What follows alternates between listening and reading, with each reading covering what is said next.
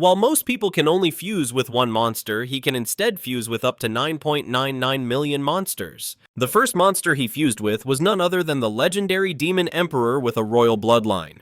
Despite awakening such a powerful gift, everyone still mocked him as a useless failure simply because the world's evaluation system was too primitive. It couldn't even begin to measure his immense potential. At that moment, his consciousness arrived in this new world and he snapped his eyes open, still trying to grasp his surroundings. A strange message suddenly appeared in his mind. It turned out this world was called Blue Star, a land of martial prowess. A world frequently invaded by monstrous beasts through mysterious portals. These terrifying beasts have already destroyed several nations. Through long years of battle, humanity developed the Beast Gene system.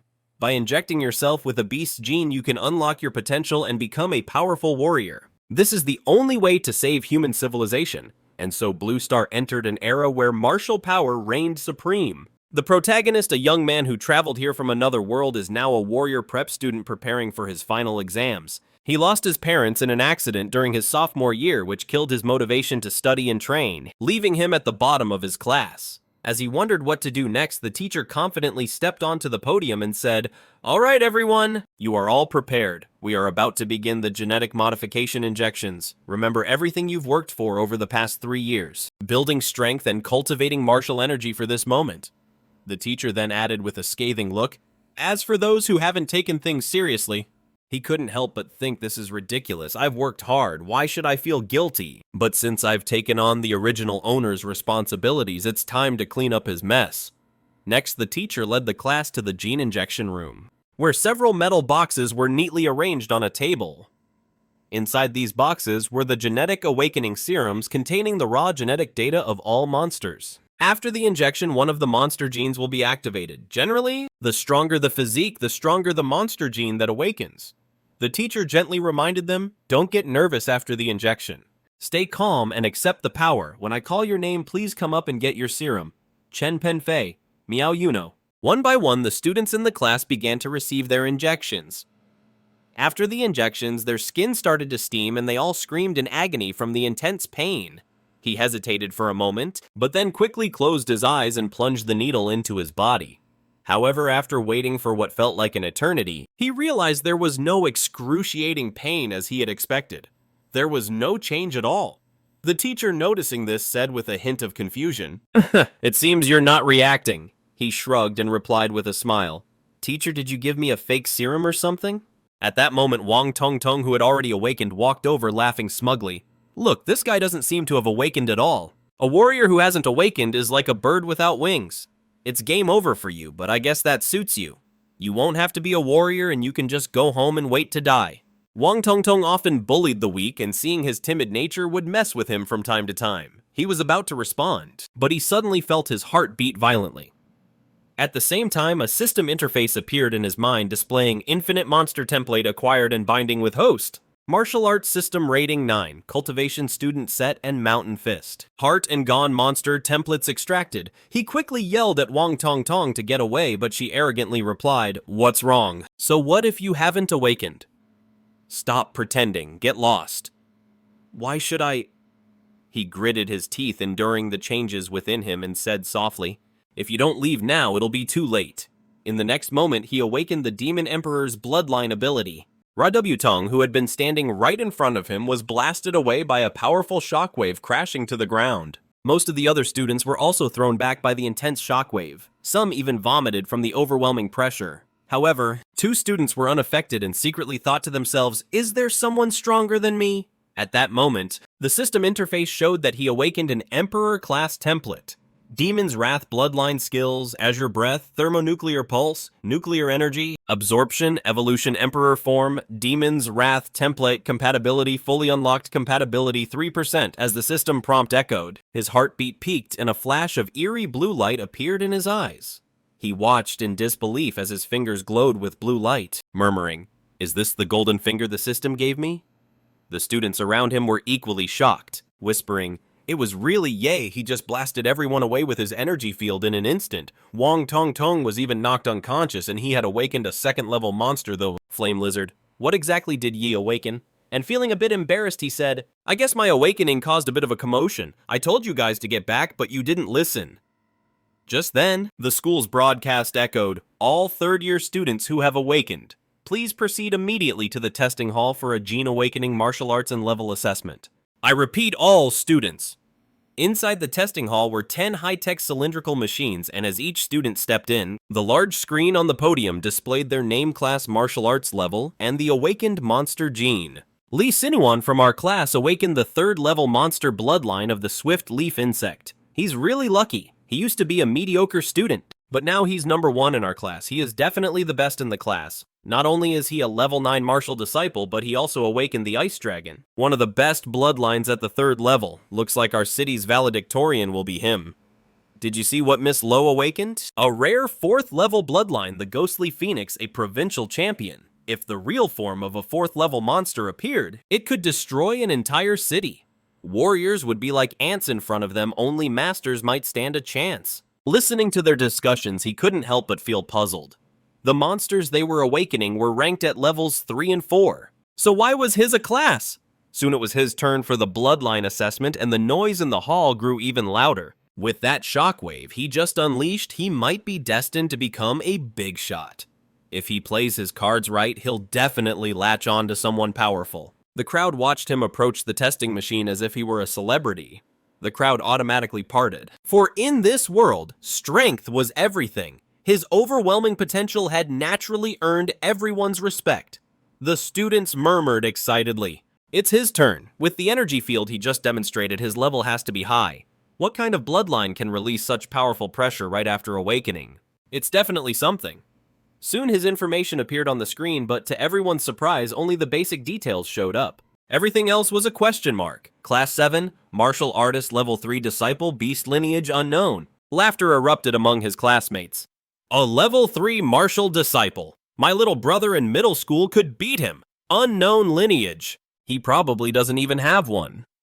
He, however, paid no mind to their taunts because everything was going just as he expected. The Rano Demon Emperor bloodline wasn't detected, but what did appear was the prompt for the infinite monster template. Although his template's rank was different from his classmates, it meant that as long as he met certain conditions, he could extract an unlimited number of monster templates. Doesn't that mean he could become the king of monsters? So he went to ask his teacher for a leave of absence. The teacher frowned and asked him, "What do you want to ask for?"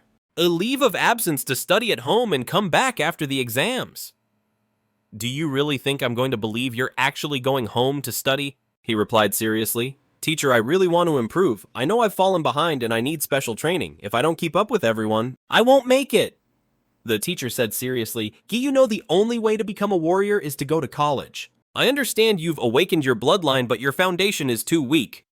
You won't be able to pass the entrance exams, so get ready to repeat the year and come back next year. Don't rush things." And he replied excitedly, "Teacher, only by rushing can I improve. Maybe you don't understand. But now that I've awakened a powerful bloodline through hard training, I'm sure I can succeed. You can see the sincerity in my eyes. I would never lie to you." The teacher was momentarily stunned. Then he nodded and said, "Your eyes do look sincere, all right, but next year you'll have to come back and repeat the year under my supervision." After sincerely thanking the teacher, he left the school and headed to a city's warrior center.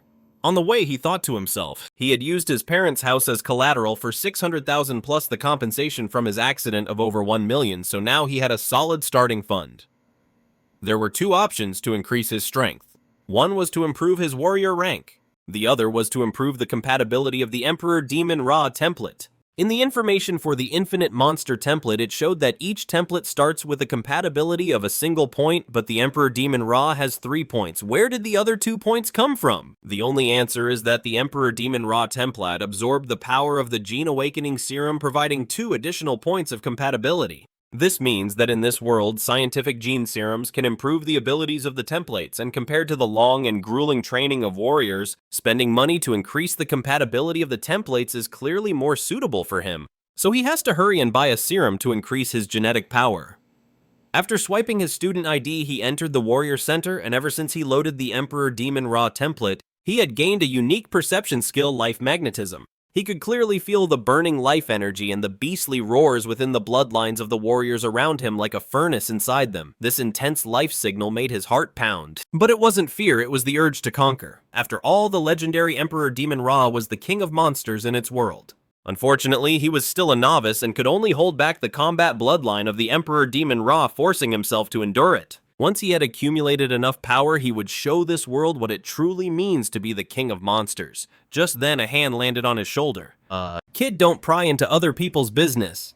You must have awakened your beast gene right. It's normal not to be able to control your power. What brings you to the warrior center? A kind older sister smiled and asked.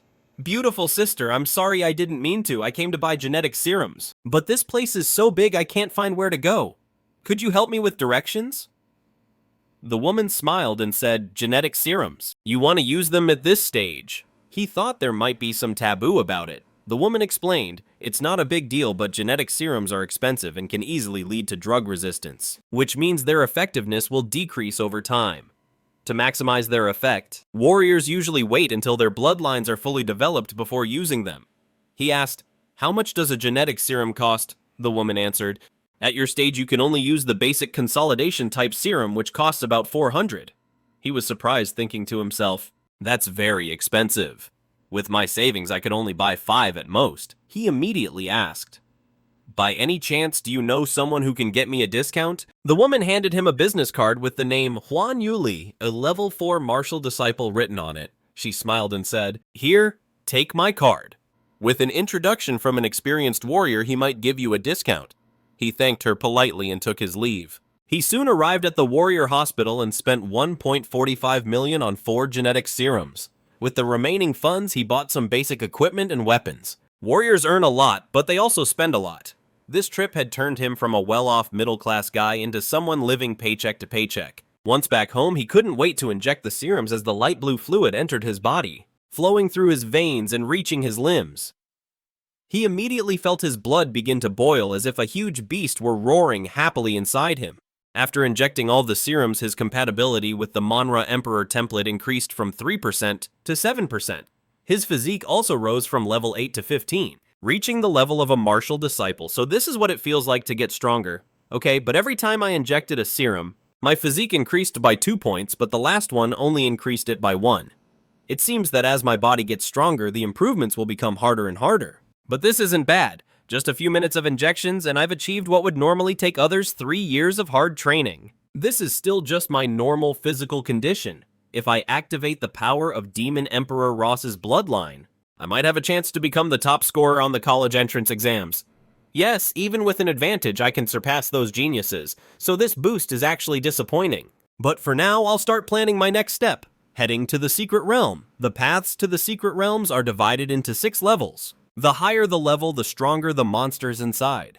In an S-rank Secret Realm, the monsters are completely uncontrollable by humans. If they were to invade the real world, the destruction would be catastrophic. He had entered the city's 3rd level Secret Realm. To his surprise, there were fewer people than he expected. Maybe it was because the Secret Realm had been explored for a long time. After all, it was an old secret realm and the valuable treasures had already been taken, leaving only some weak monsters for new warriors to practice on. He signed a death waiver at the entrance and received his ticket to the Secret Realm. He soon arrived at the rift. The rift was about 33 feet high and 16 feet wide, and looked like a grayish-blue fluid substance with shimmering white particles flashing within it. He was very excited about his first trip into the Secret Realm, thinking to himself that this was the beginning of his journey to become the king of monsters. With that thought, he jumped and dove right into the rift. After landing safely on the ground of the Secret Realm, he looked up at the sky and immediately saw 3 gigantic planets hanging over him. Kanglin and Une and Tain together formed a magnificent trio of planets in the sky. It was a scene straight out of a sci-fi movie. He couldn't help but be amazed. Even though he had read about what the Secret Realm looked like in his textbooks, experiencing it in person was something else entirely. It's truly spectacular. As he took in the otherworldly landscape, he noticed something sneaking up on him through the grass. It was a first-level monster, the saber-toothed rabbit, known for its violent temperament and its ability to strategize. The moment the saber-toothed rabbit jumped, it was as fast as a bullet fired from a gun. Its sharp teeth were aimed straight for his jugular. However, with the sensory abilities of Demon Emperor Ra, he had already sensed the rabbit's movements and swiftly dodged. Then, using its own momentum against it, he grabbed the saber-toothed rabbit by the head and crushed it with a splat. After its death, the body rapidly charred and turned to ash, leaving behind only a thumb-sized white monster core. He looked at the monster core and thought, White ordinary quality worth around 1,000, not bad, and I got it in just a few minutes. The average person works a whole month for 3 or 4,000. However, collecting too many level 1 monster cores wouldn't do him much good. The best thing would be to find a level 2 monster or higher. No sooner had he spoken than a level 2 monster, the corpse moth, suddenly burst from the ground. He chuckled, thinking to himself that it was quick, drew his weapon, and prepared to take the initiative. With a single sword strike, he hit the corpse moth. He had studied the monster encyclopedia before and compared to the monster's steel-like back armor. Its underside was clearly more vulnerable. Foul-smelling green blood shot out, splashing on the ground and leaving a corrosive mark. The corpse moth curled its body into a ball, and its blade-like insect limbs slashed rapidly toward him. He immediately used his mountain fist technique. His fist, like a cannonball, smashed into the corpse moth, and its speed faltered after the hit. The corpse moth launched 2 side fangs at him. He was startled, not expecting the corpse moth's mandibles to be able to shoot. He dodged the attack by a hair's breadth and quickly put some distance between them. At his current martial artist level, he couldn't handle this monster. After all, he lacked powerful martial arts techniques for support. Not even his profound martial energy and vitality could be fully activated, barely reaching half of its potential. Ultimately, it was due to the poor foundation of the original body. Realizing the situation, he decided to activate his Emperor Demon bloodline.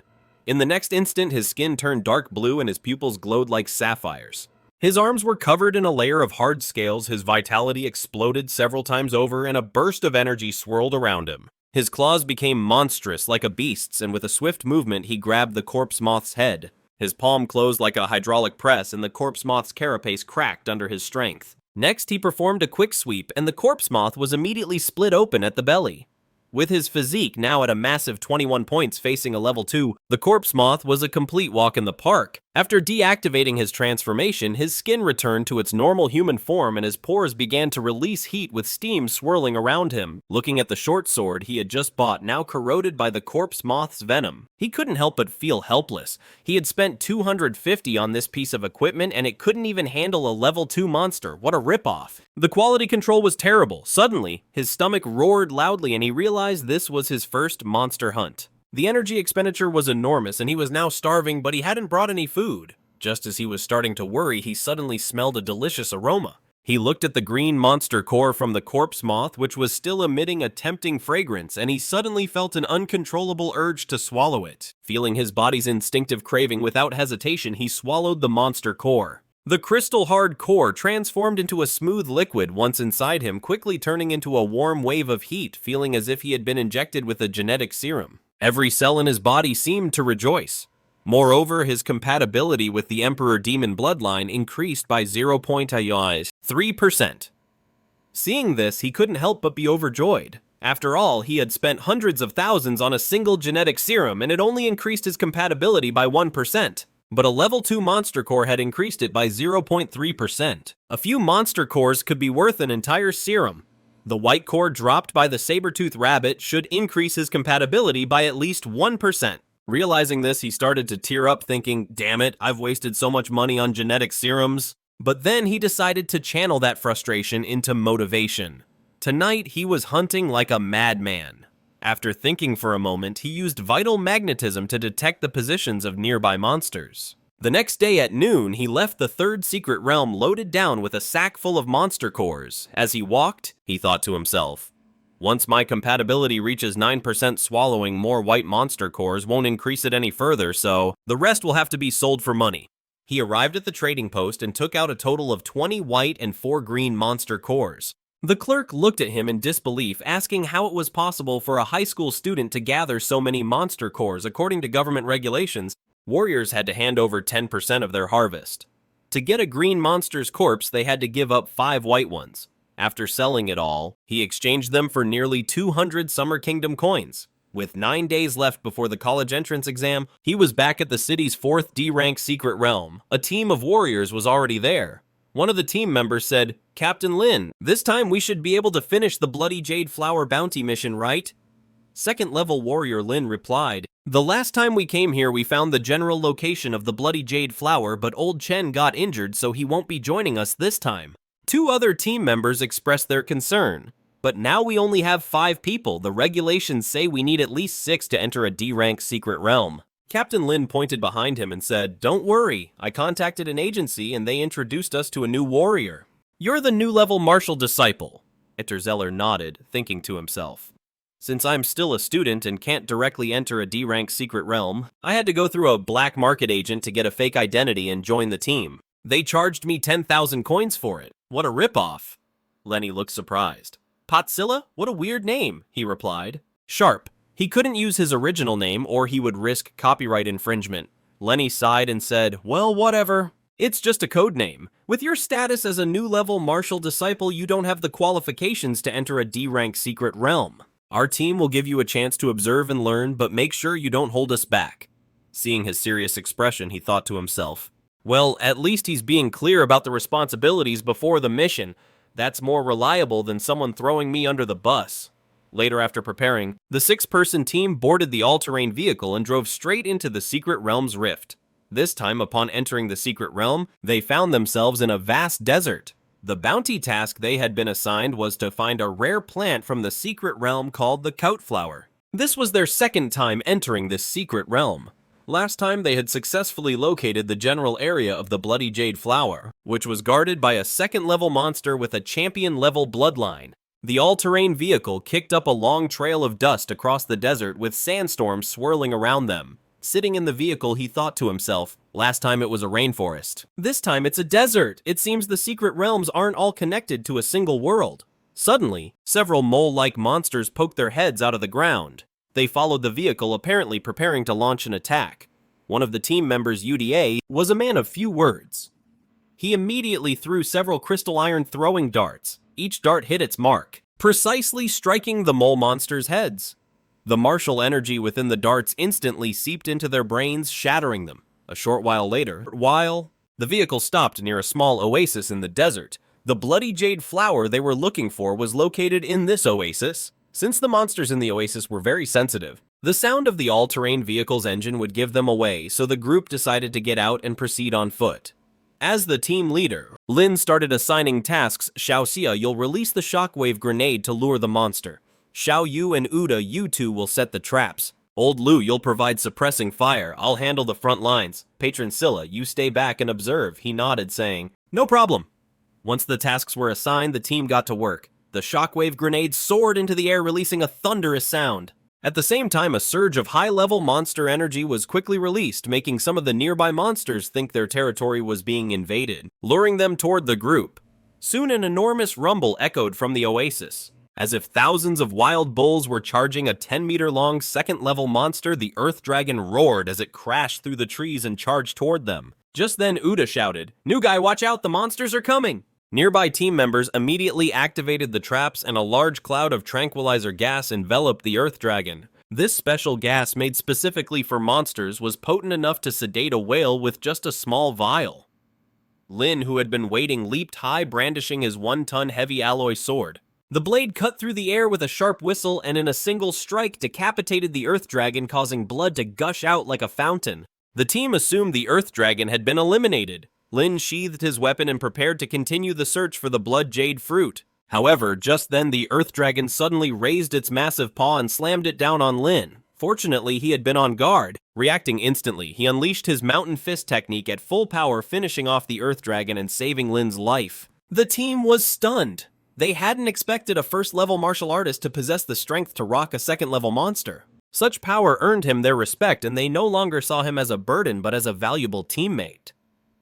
After defeating the Earth Dragon, the team found the oasis completely clear. They soon reached the center of the oasis lake where the Blood Jade fruit awaited them. The Blood Jade fruit was a rare item that only appeared with a very low probability. It was said to cleanse a warrior's body and increase their physical potential, making it highly coveted, though it rarely appeared on the market. Just as Lin was about to celebrate, Uda from the team unexpectedly attacked with a poisoned dagger, stabbing Lin in the abdomen. The other team members exclaimed, "What's going on here?"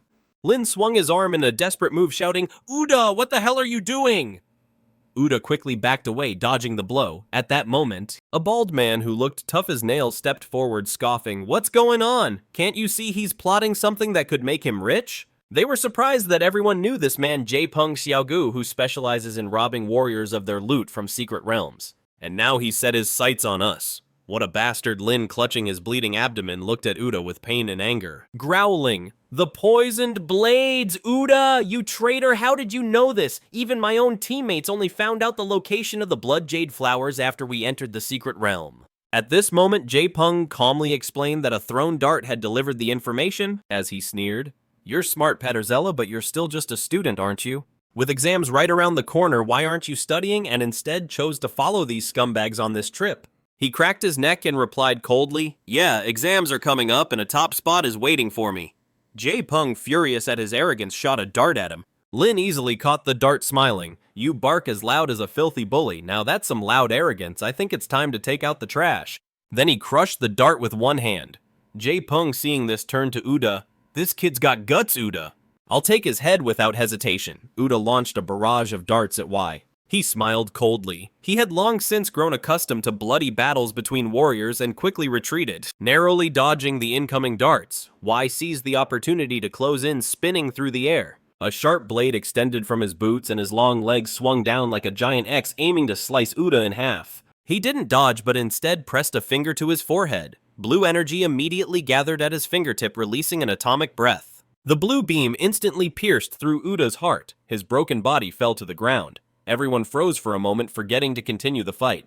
H-peng, shocked and furious, asked, "Who are you? What powerful family do you come from to be able to use genetic techniques?" Yi smiled coldly at H-peng and replied, "I'm from the family of the Demon Emperor Ra. Do you want to beg for mercy?" H-peng, feeling the intense killing intent emanating from Yi, realized the situation was beyond reconciliation. His bloodline power surged and the pressure of a second-level warrior weighed down on everyone, leaving them gasping as his bloodline activated. H-peng's body swelled several times, overturning into a terrifying small giant. His massive frame and blood energy gave off an overwhelming sense of pressure, completely transforming him into a monster-like beast. He charged at Ye, moving like a tank with a gust of wind at his back. In the split second that followed, Ye ducked and quickly spun to the side to dodge. His fingers shot out again, unleashing a blue particle beam aimed at H-peng's vulnerable ankle. H-peng screamed in pain, clasped both hands together, and slammed them down on Ye. Yi, with his agile footwork, easily dodged the attack. Surprised, he thought to himself, "A second-level warrior really is something else. My atomic breath couldn't even melt his ankle bones." H-peng then swung his arms like massive wrecking balls, closing in on Ye as if trying to crush him with his giant hands. However, Yi suddenly appeared behind H-peng. Next, he unleashed his fists, which were charged with intense nuclear radiation, landing blow after blow on H-peng's body, each punch injecting lethal nuclear material into his system. With H-peng's second-level warrior body and his bloodline enhancement, he could easily withstand my punches, but he definitely couldn't endure the continuous attacks of nuclear magic. Soon, the internal organs in his body began to liquefy into pus and blood. H-peng, writhing in pain, glared at Ye with hatred, accusing him of using poisonous genetic techniques, cursing that such evil warriors would eventually be punished. Yi sneered at him and raised his fist to end his life, thinking to himself, "The number of people who curse me will only continue to grow." But what does he really matter? 9 days flew by in the blink of an eye, and today was one of the grandest days in the Summer Kingdom. The National College entrance exams had finally arrived. Before a live broadcast to the entire nation, the host began to address the candidates, first wishing them success and then explaining the exam rules. The exam was held in a tournament format, taking place at the city center's sports arena. Students competed in pairs, with the winners advancing to the next round. The exam lasted for 3 days. The first 2 days were for the preliminary rounds, and only the students who advanced could participate in the third day's exam. Each student had to compete in 3 matches during the preliminaries, and those who moved on to the finals would continue to fight until the top scorer was chosen. The host emphasized that the candidates carried the future of humanity on their shoulders, and urged them to prove their strength for themselves and for the future of humanity before officially announcing the start of the city-level college entrance exams. As the host's voice faded, the candidates began to step into the arena, in Arena 6. The match was between Yi and Wang Tong Tong, but he hadn't shown up yet. The announcer declared that according to the rules, if Yi wasn't present once the match began, he would be disqualified. Wang Tong Tong stood in the arena, smug and satisfied, thinking to himself, "The genetic conference made me lose face. It's a disgrace I'll carry for the rest of my life. I plan to humiliate Ye with my fire lizard, but that pathetic fool is hiding and won't show up." "How disappointing," the audience murmured. "How pathetic. He's too scared to even show up for the exams. He's probably hiding at home trembling. Someone like him shouldn't even be in high school. He should go sweep the streets." At that moment, The referee blew his whistle and said, "Time's up." In the city's first high school, before the referee could finish speaking, the audience suddenly felt a powerful presence approaching. Everyone looked up and was shocked to see a person there. What kind of immense power could allow someone to fly like that? Just as the crowd below was debating, the person suddenly landed in the arena and the immense force made the entire platform tremble. As the dust settled, Wang Tongtong was still confused, and the next moment a foot was about to hit him in the face. With that, Wang Tongtong was kicked right off the stage. He watched Wang Tongtong go flying and muttered that it was a close call. He almost had to come back next year. As Wang Tongtong was carried out of the arena unconscious, the announcer grandly declared that Ye had won. He scoffed, saying, "That's all he's got." This was way too easy. The audience couldn't believe it, shouting, "He's seriously strong." One kick to his opponent, and the way he entered, it was so cool. Oh, is this what they call a kick from the heavens? At that moment, the system showed his total physique was 226 and his compatibility was 20%. He said proudly, "As thanks, Captain Lin gave me the blood jade fruit. It took me some time to improve my physique, but now you're all about to see some real action." After defeating Wang Tongtong, he continued to fight the others. 3 matches, 3 wins, each ending with a single kick. No hesitation, the crowd went wild, screaming, "He's the kick man," as expected. The host announced Yi from the city's first high school. 3 consecutive victories, advancing to the 3rd round. In the stands, a crowd gathered around him to ask for his contact information. Some recommended their own universities to him, and a reporter asked, "Do you have a dream university in mind?" Hearing the question, his eyes lit up and he answered confidently, "Sorry, my goal is Huado University." Hearing this, the crowd around Yi suddenly dispersed. He sighed, saying, "What? They don't believe me, but I can't blame them. Huado University is the best martial arts university in the Summer Kingdom, one of the top 5 in the world, a sacred land for all warriors. In cities like this, only the very top students are allowed to enter that hallowed place, but that's fine. Martial artists are judged by their strength. Once I'm the top scorer, let's see what they say." At that moment, the examiner noticed Ye's performance and approached him, requesting a new test of his martial artist level. After a quick scan, the examiner was shocked and exclaimed, "Just half a month ago, he was a level 3 martial disciple, but now he has reached level new." After further investigation, they discovered that he had frequently visited the secret realms after leaving school. So they asked him why he ventured into such dangerous places right before the college entrance exams. He explained casually, "It's to put my mind at ease. My father left me a message before he died. He said that to surpass humanity, you have to stop being human, which is why I go to the secret realms. I was fighting and breaking my genetic locks." The examiner froze when he heard him mention breaking his genetic lock and immediately said, "I have to report this immediately." Afterwards, the examiner rushed off. He couldn't help but feel that he had somehow become the subject of intense scrutiny. On the day of the tournament, Ye stepped into the arena again. This time, his opponent was Luo Xian from his city's 3rd high school. He was a level 8 martial disciple with the bloodline of a rare 2nd-level monster, and both of his parents were warriors. And he looked at Luo En with boredom and gestured for him to make the first move. Loin, feeling belittled, couldn't help but feel some anger welling up inside him. He immediately activated his bloodline and used his martial skill Thunderclaw, accelerating to maximum speed. His heart pounded like the engine of a supercar, and as he ran, his body accelerated again and again. His sharp claws aimed for Yi's throat, and the sharp martial skill sliced through the air, creating sparks and a sonic boom. If it hit, even a level 9 martial disciple would die. However, he never expected it. As his arm drew near, it was effortlessly caught. He commented casually, "Good energy," but nowhere near the charge of that bald guy. Without hesitating, he delivered a palm strike to Luowen's head. The immense force left Luciano frozen on the spot. Then he said arrogantly, "There are no decent contestants." The announcer quickly declared another one-hit victory, and this time Yi had defeated the seeded player Luen. Dozens of high-speed cameras focused there, capturing footage from every angle, and the live broadcast was buzzing. The viewers couldn't stop talking, some in awe, saying that Luen looked so fierce, and in the blink of an eye, he's on the ground. Yi's strength is on a completely different level compared to the other candidates. In this era driven by martial arts, Yi's overwhelming display of power fired up the passion of all the spectators while the medics carried Luen off the stage. His eyes filled with fierce determination and he instinctively clenched his fists. "As expected, you're the one I've been rooting for. I will definitely defeat you in the finals." The head of the admissions office at Guada University, after seeing Yi's impressive performance on the live broadcast, demanded to have all his information within half an hour. Right after his match ended, the second group of the qualifiers was already in full swing. This match was even more heated than his, as both competitors were top-tier beauties with a large number of followers, making it an even bigger spectacle. One of them was Kaisa Oling from his city, the second highest ranked, a petite girl with an incredibly sexy figure. She shook her long golden pigtails, giving Liu Qisu a provocative look, and commented that she hated the robotic expression of the young lady from the Liu family.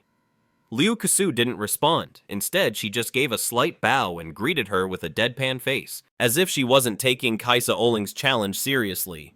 The referee blew the whistle, signaling the start of the match. With the aura of a level 9 martial disciple, Kaisa Oling instantly appeared in front of Liu Qisu, launching a kick toward her neck, threatening to slam her into the ground. Liu Qisu still didn't make a move, slightly waving her palms, causing the air around her to thicken, becoming as viscous as a swamp under the influence of her martial technique. When Kaisa Oling's kick met the air in front of Liu Qisu, she felt as if her leg, which could tear through military-grade steel, had sunk into soft cotton under the slowing effects. Even the high-speed cameras could only capture Kaisa with her fair leg moving in slow motion, visibly decelerating. Kaisa, furious at Liu Qisu's unmovable expression, intensified her attack, enveloping her body in martial energy, minimizing air resistance and blurring her form into a shadow as she circled Liu Qisu, waiting for the right moment to land a palm strike on Liu Qisu's side. But when her palm got within just 3 inches of Liu Qisu's waist, she suddenly couldn't get any closer. Realizing she had fallen into a trap, Kaisa Oling tried to retract her hand, but the air in front of her erupted with an unimaginable suction force, preventing her from pulling back. At that moment, Liu Qisu made her first move, extending her slender fingers, which now glowed with a jade-like light. The warriors watching the livestream had their eyes wide open upon recognizing the move. The Jade Finger, one of the Xin Huan martial techniques. For a student about to take the high school entrance exams, mastering a Xin Huan technique was astonishing. Such martial talent didn't need to be proven through exams. This alone could guarantee a direct admission to Juad University. Standing closer to Luinsu, she could feel the terrifying energy of the Jade Finger, realizing that if she didn't play her trump card now, it would be her last chance. Without hesitation, she activated her Shadow Tiger King bloodline.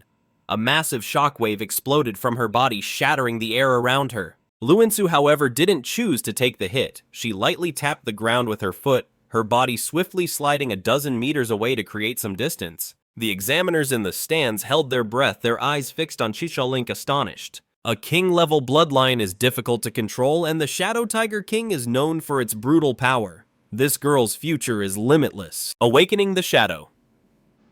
Tiger King bloodline placed a heavy burden on Qiqiaolink's body. She exhaled a hot breath and struggled to speak to Luinsu. She challenged her to show the Phantom Crow bloodline. Luinsu, ever a woman of few words, spoke her first line since the battle began. "This is enough!" Qiqiaolink, completely enraged, shouted, "Do you think someone below a warrior can challenge me?" Her body moved like a ferocious tiger. Her fierce blood energy coiled into a torrent behind her, her palms slicing through the air toward Luinsu in a brutal strike. Luinsu gracefully softened the blow. Her hands moved as if she were playing a piano. The invisible threads of her technique gradually reduced Qiqiaolink's force until it completely vanished. Qiqiaolink's attack failed, and she immediately resorted to her immense blood energy. She dissipated the invisible threads surrounding Luinsu. With her small body in the air, she delivered another kick. Seeing this, Luinsu activated the Zanhuan technique once more, combined with the Jade Finger. The jade-colored tip of her finger collided with Qiqiaolink's fierce kick, and the two powerful techniques clashed. They shattered the specially made arena beneath their feet. The stadium erupted in a cloud of dust. Tens of thousands of spectators watched with bated breath, waiting for the final victor. When the dust settled, Qiqiaolink was the first to appear. She was covered in blood, stumbling a few steps before collapsing to the ground from exhaustion. Luinsu, however, stood tall like an ethereal fairy. Her hair was slightly disheveled, but she was otherwise immaculate and serene, having won with only her martial skills. She completely dominated Qiqiaolink, who was also a level 9 martial disciple with a king-level bloodline. Luinsu's powerful display instantly made the livestream chat explode. The viewers were in awe of Luinsu's strength. Some even claimed she was the top scorer in her city, while others leaked that Luinsu had awakened the 4th-level Phantom Crow bloodline, a talent so rare that most warriors would be unable to defeat her. After Luinsu's battle, the rest of the matches, though still exciting, seemed dull in comparison. After several elimination rounds, the final 8 were decided. From First High City, there was me and Luinsu, 3 from Chuso, 2 from Second City, and 3 from Infeng Private High. The final 8 was about to begin, and I was the first to go up for the drawing. I drew an A. A muscular giant 2 meters tall looked at me and revealed his own draw. It was also an A. Looks like we're set to face each other. His name was Shangwan from Infeng Private High. He nodded and introduced himself. Shangwan said we were the second match, so let's go watch the first one. The fighter in the first slot looked plain and simple, with hands as large as fans pointing toward the big screen above the arena. The first match was Lo Once from King Feng Private High against Chusu from First High City. Shanghuan casually started chatting with Ye, saying that Luo was already incredibly talented, a repeater who was specifically aiming for Hua University this year. He had great mastery over his bloodline awakening, but he still stood no chance against Chusu. Chuso right. He's from your school at City First High, you must know him. At that moment, the host announced the first match of the top 8 qualifiers. Chusu from City First High wins. The principal of Enfado High, hearing the news and getting angry, said, "Damn it, they lost right from the start." At that moment, he asked, "How does Luo 11 compare to you?" Shanghuan smiled and said, "I'm a martial arts president at the private Infeng High Level 3. Honestly, my 2 teammates combined couldn't even match me." Then, he suddenly turned his gaze to Ye and said, "But to be honest, I think you're my biggest rival in this exam. I've always had an extremely sensitive sense. I can feel that you're like a dormant volcano with a hidden beast inside you. Let's go, it's our turn." With that, Ye and Shang walked to the arena. The host announced the second match of the top 8 qualifiers, Shanghuan from King Feng Private High versus Yi from City First High. The quarterfinals of the Onin Combat Trials, a high-stakes battle for the elite university selection, were reaching a fever pitch. At the sound of the referee's call, he and Shanghuan lunged at each other, their fists blasting forward like thunder. Their blows collided in midair, unleashing a shockwave that resonated like a detonation, the very air trembling from the force. Blood trickled from Shanghuan's nose, yet he grinned with manic delight. The nosebleed is the manifestation of his mesmerizing bloodline power. A golden aura surged around his body, forming a shimmering battle energy shield that blocked the surrounding radiation. "So this is the extent of your strength." He didn't reply, but a scorching light ignited in his eyes, the calm before the storm. Shang let out a snort and stomped forward, the ground cracking beneath him. Then witnessed the legacy of the Shan family, our ancestral art form, Intent Fist. His fist shot out like a deer's antlers, sharp and unstoppable. The technique's speed was blinding, faster than the eye could follow. In an instant, a devastating blow landed squarely on Yi's chest. He let out a choked cry, blood spurting from his mouth. His body was sent flying dozens of yards back, crashing hard against the edge of the arena. Shanghuan didn't let up. His massive frame seemed to swell even larger, and he lunged forward like a collapsing mountain, aiming to crush Ye with his raw power. Facing Shanghuan's onslaught, Yi crossed his arms to block.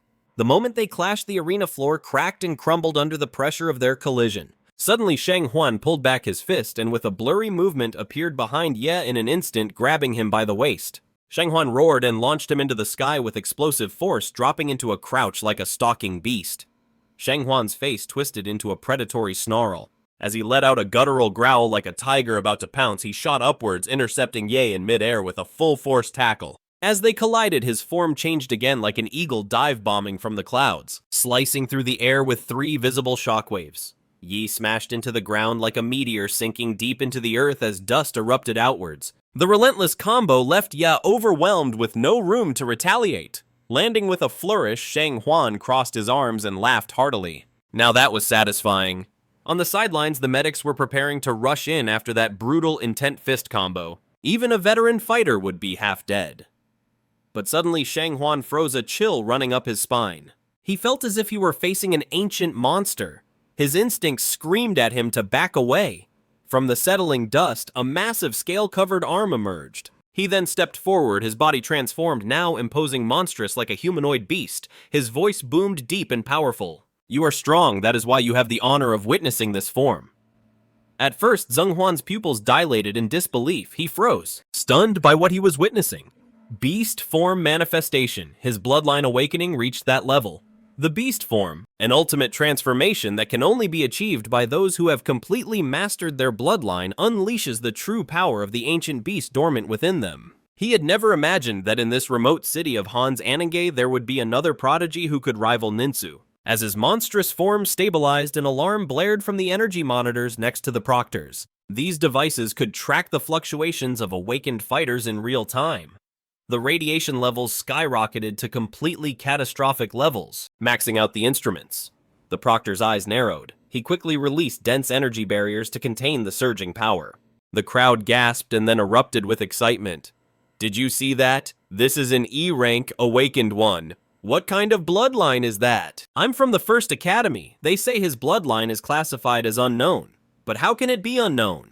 He looked around upon hearing the murmurs. So this world didn't know about the Imperial Megalodon. That meant no one here could recognize the bloodline he had awakened. Meanwhile, Zheng Huan's nose began to bleed again. The radiation now surpassed what his energy shield could withstand. He clenched his fists, realizing he had to end this quickly. With a roar, Zheng Huan unleashed his own awakening. A blinding aura erupted from his core, golden patterns arcing through the air like lightning. One of the proctors gasped in amazement. What is that golden bloodline? Ape King, a level 3 royal strain, was in this city. A golden glow swept over Zheng Huan's body with a deafening roar. His figure expanded until he was almost 10 feet tall, standing like a golden god of war in the center of the ring. He threw a devastating punch. The movement was fluid and serpentine. It was the serpent's strike, a deadly move from his inherited martial art Intent Fist. Y responded instantly, stepping forward with the mountain-shattering fist. The technique seemed simple, but its power was terrifying, like a beam of light rushing toward its target. Their fists collided with a thunderous impact, the air exploding between them in a violent shockwave that pushed the spectators back. Power-wise, this awakened form had completely surpassed Zheng Huan's. Zheng Huan was thrown backward, and even his golden skin, said to be able to deflect bullets, cracked under the pressure. Blood seeped through. If it hadn't been for his last-second energy redirection, his entire arm would have been shattered on the spot. It was the first time Zheng Huan had been overpowered in a direct clash, but instead of retreating, he charged back in. His arms twisted like twin serpents coiling around Y in an attempt to throw him into the air, but he might as well have been trying to lift a mountain. He remained motionless. Changing tactics. Zheng Huan crouched down, his muscles tensed like a loaded spring.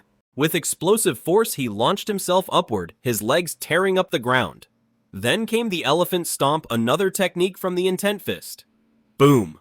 The impact shook the entire arena. Shockwaves shattered the surface of the stage as if an earthquake had struck its center. When the dust settled, all the spectators stared at the arena in stunned silence. The bestial figure was still standing, not having moved an inch. Now it's my turn. Y's voice was low and steady as he pulled his embedded leg from the cracked ground. Blue energy rippled around his fist, distorting the air with intense heat, as if the very atmosphere was about to ignite. But just as he was about to strike, Zheng Huan suddenly dropped to his knees with a thud. I give up. Y stopped mid-swing, visibly confused. Wait, what? The energy he'd been building up had to be withdrawn according to the rules. He couldn't attack once his opponent officially surrendered. The dark blue scales faded away as he reverted to his normal form, his transformation completely undone. The victory goes to... the referee announced. Meanwhile, the live chat blew up. In a world where strength was everything, a climactic battle had just ended with a surrender. He became an overnight sensation. His follower count skyrocketed in real time. Highlight clips like the one of the monster who turned his rival into Neo and him with a single punch. To godhood spread like wildfire across social media. Comments poured in. He's this year's #1 hands down. Forget Luinsu, he's on another level. Back at the private academy in Feng, the principal's face darkened as he clenched his fists. Luin failed and I invested everything in Sengguan. He glared at Sengguan as he walked off the stage shouting, "You surrendered! Do you know how much money is pumped into you, you ungrateful brat? You won't set foot in any university until you pay us back." The principal had barely finished his sentence when Shang Han calmly placed a hand on his shoulder. Although the gesture was slight, Principal Infeng suddenly felt a cold chill run down his spine. Sengguan's gaze was firm, his voice sharp as steel. "I couldn't have taken that last hit. If I had tried, it would have damaged my foundation. I yielded for my own sake. If you think that's cowardly, why don't you go take that hit?" He stepped a little closer. "As for your academy's investment in me, I'll pay it back. But don't forget that you can't threaten someone stronger than you." The principal swallowed hard, his voice trembling. All right, you make a good point. Once the second match was over, the tournament progressed quickly. Of the 4 finalists, 3 were from the first Qing Academy and only 1 from the second. But the student from the second academy was completely overshadowed. The crowd barely noticed him, turning him into a forgotten extra. Meanwhile, the principal of the first academy was smiling from ear to ear. The semifinal draw began. He stepped forward first, unfolding his ticket. Just as he turned to leave, he felt a gaze cut through the crowd. Looking up, he locked eyes with a girl whose pupils shone like obsidian, Luinsu. In her hand was also an A. Semi-final match, 1E versus Luinsu, kicking off the Academy's first Ultimate Showdown. The stadium erupted and the livestream went nuclear. Holy cow, we finally get to see the most anticipated clash in the history of the entrance exams. He'll crush her, bro, no way. Luinsu's the real deal. She's mastered 2 Xiangjuan level techniques and demolished a level 3 royal bloodline candidate. And E hasn't even revealed his full bloodline potential yet. Don't forget Seng was a level 3 royal too. He had to awaken mid-battle just to beat him. Luinsu has a level 4 bloodline and a high level of martial mastery. This could be E's biggest challenge yet. Okay, that makes sense. No, it doesn't. The internet was on fire with debate. Who was stronger, E or Luinsu? But they wouldn't have to argue for much longer. The semifinals of the first Onqing Academy had officially begun, E versus Luinsu. The moment the referee gave the signal, white mist surged around E like a storm. His aura boiling, he instantly entered his awakened bloodline state. The power radiating from him warped the air in the arena, but Luinsu didn't flinch. Her martial techniques were not only powerful but also unconventional, elusive, and almost untouchable. Brute force alone wouldn't be enough to land a hit. What made her even more dangerous was her strategic mind. She knew that if the fight dragged on, she would be at a disadvantage. So she made her choice go all out from the very first move. Luinsu remained expressionless, her voice calm and cold as steel. She met E's gaze and said, "E, I hope you're strong enough to make me take this seriously." Suddenly, he released a massive amount of steam that enveloped the entire arena. The audience below was instantly confused as a thick fog obscured everything and they couldn't see what was happening. The announcer immediately fanned the flames for the Lu family's genius. Luinsu faces this year's competition's dark horse. Huh, how will she respond? Let's wait and see. Yi, his bloodline awakened, kept his eyes fixed on Luinsu's silhouette through the smoke. Knowing he couldn't afford to be careless, Luinsu's martial skills far surpassed his own, and with her mysterious techniques, no matter how powerful his strength was, it would be difficult to harm her. This martial genius also had an exceptionally high battle IQ. The longer the battle dragged on, the more disadvantageous it would be for him, so he had to go all out from the start. One blow to end the fight. No second chances, a massive amount of energy gathered in Ye's right fist as he launched his mountain-blocking fist. Luinsu didn't expect him to approach so aggressively. She quickly crossed her arms, channeling her martial energy to defend herself. But Ye's speed was so fast he left a series of afterimages before her. Then Yi suddenly swept a powerful kick towards her. The audience discussed it. He just used a deceptive trick. Luinsu was speechless. This guy actually said he was using his fists, but he was actually using his steel whip-like kick. At that moment, he shouted, brandished his fist, and appeared directly above Luinsu, his eyes glowing with intense energy. The audience was no longer calm, and they murmured, "Poor Luinsu, he's despicable for using such tricks," showing no martial virtue in a martial combat. One should never hesitate to use tactics. Luinsu could only cross her arms once more to defend. The audience couldn't help but hold their breath for her. Oh no. Luinsu's rhythm was completely disrupted by that move. Now was not the time to show mercy.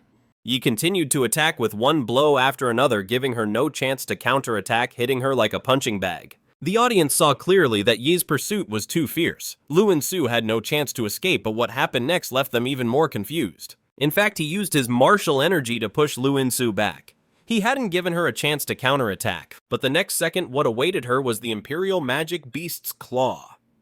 He wasn't a fool. How could he make such a mistake with a flash? Powerful wind blades swept towards Luinsu without showing any mercy.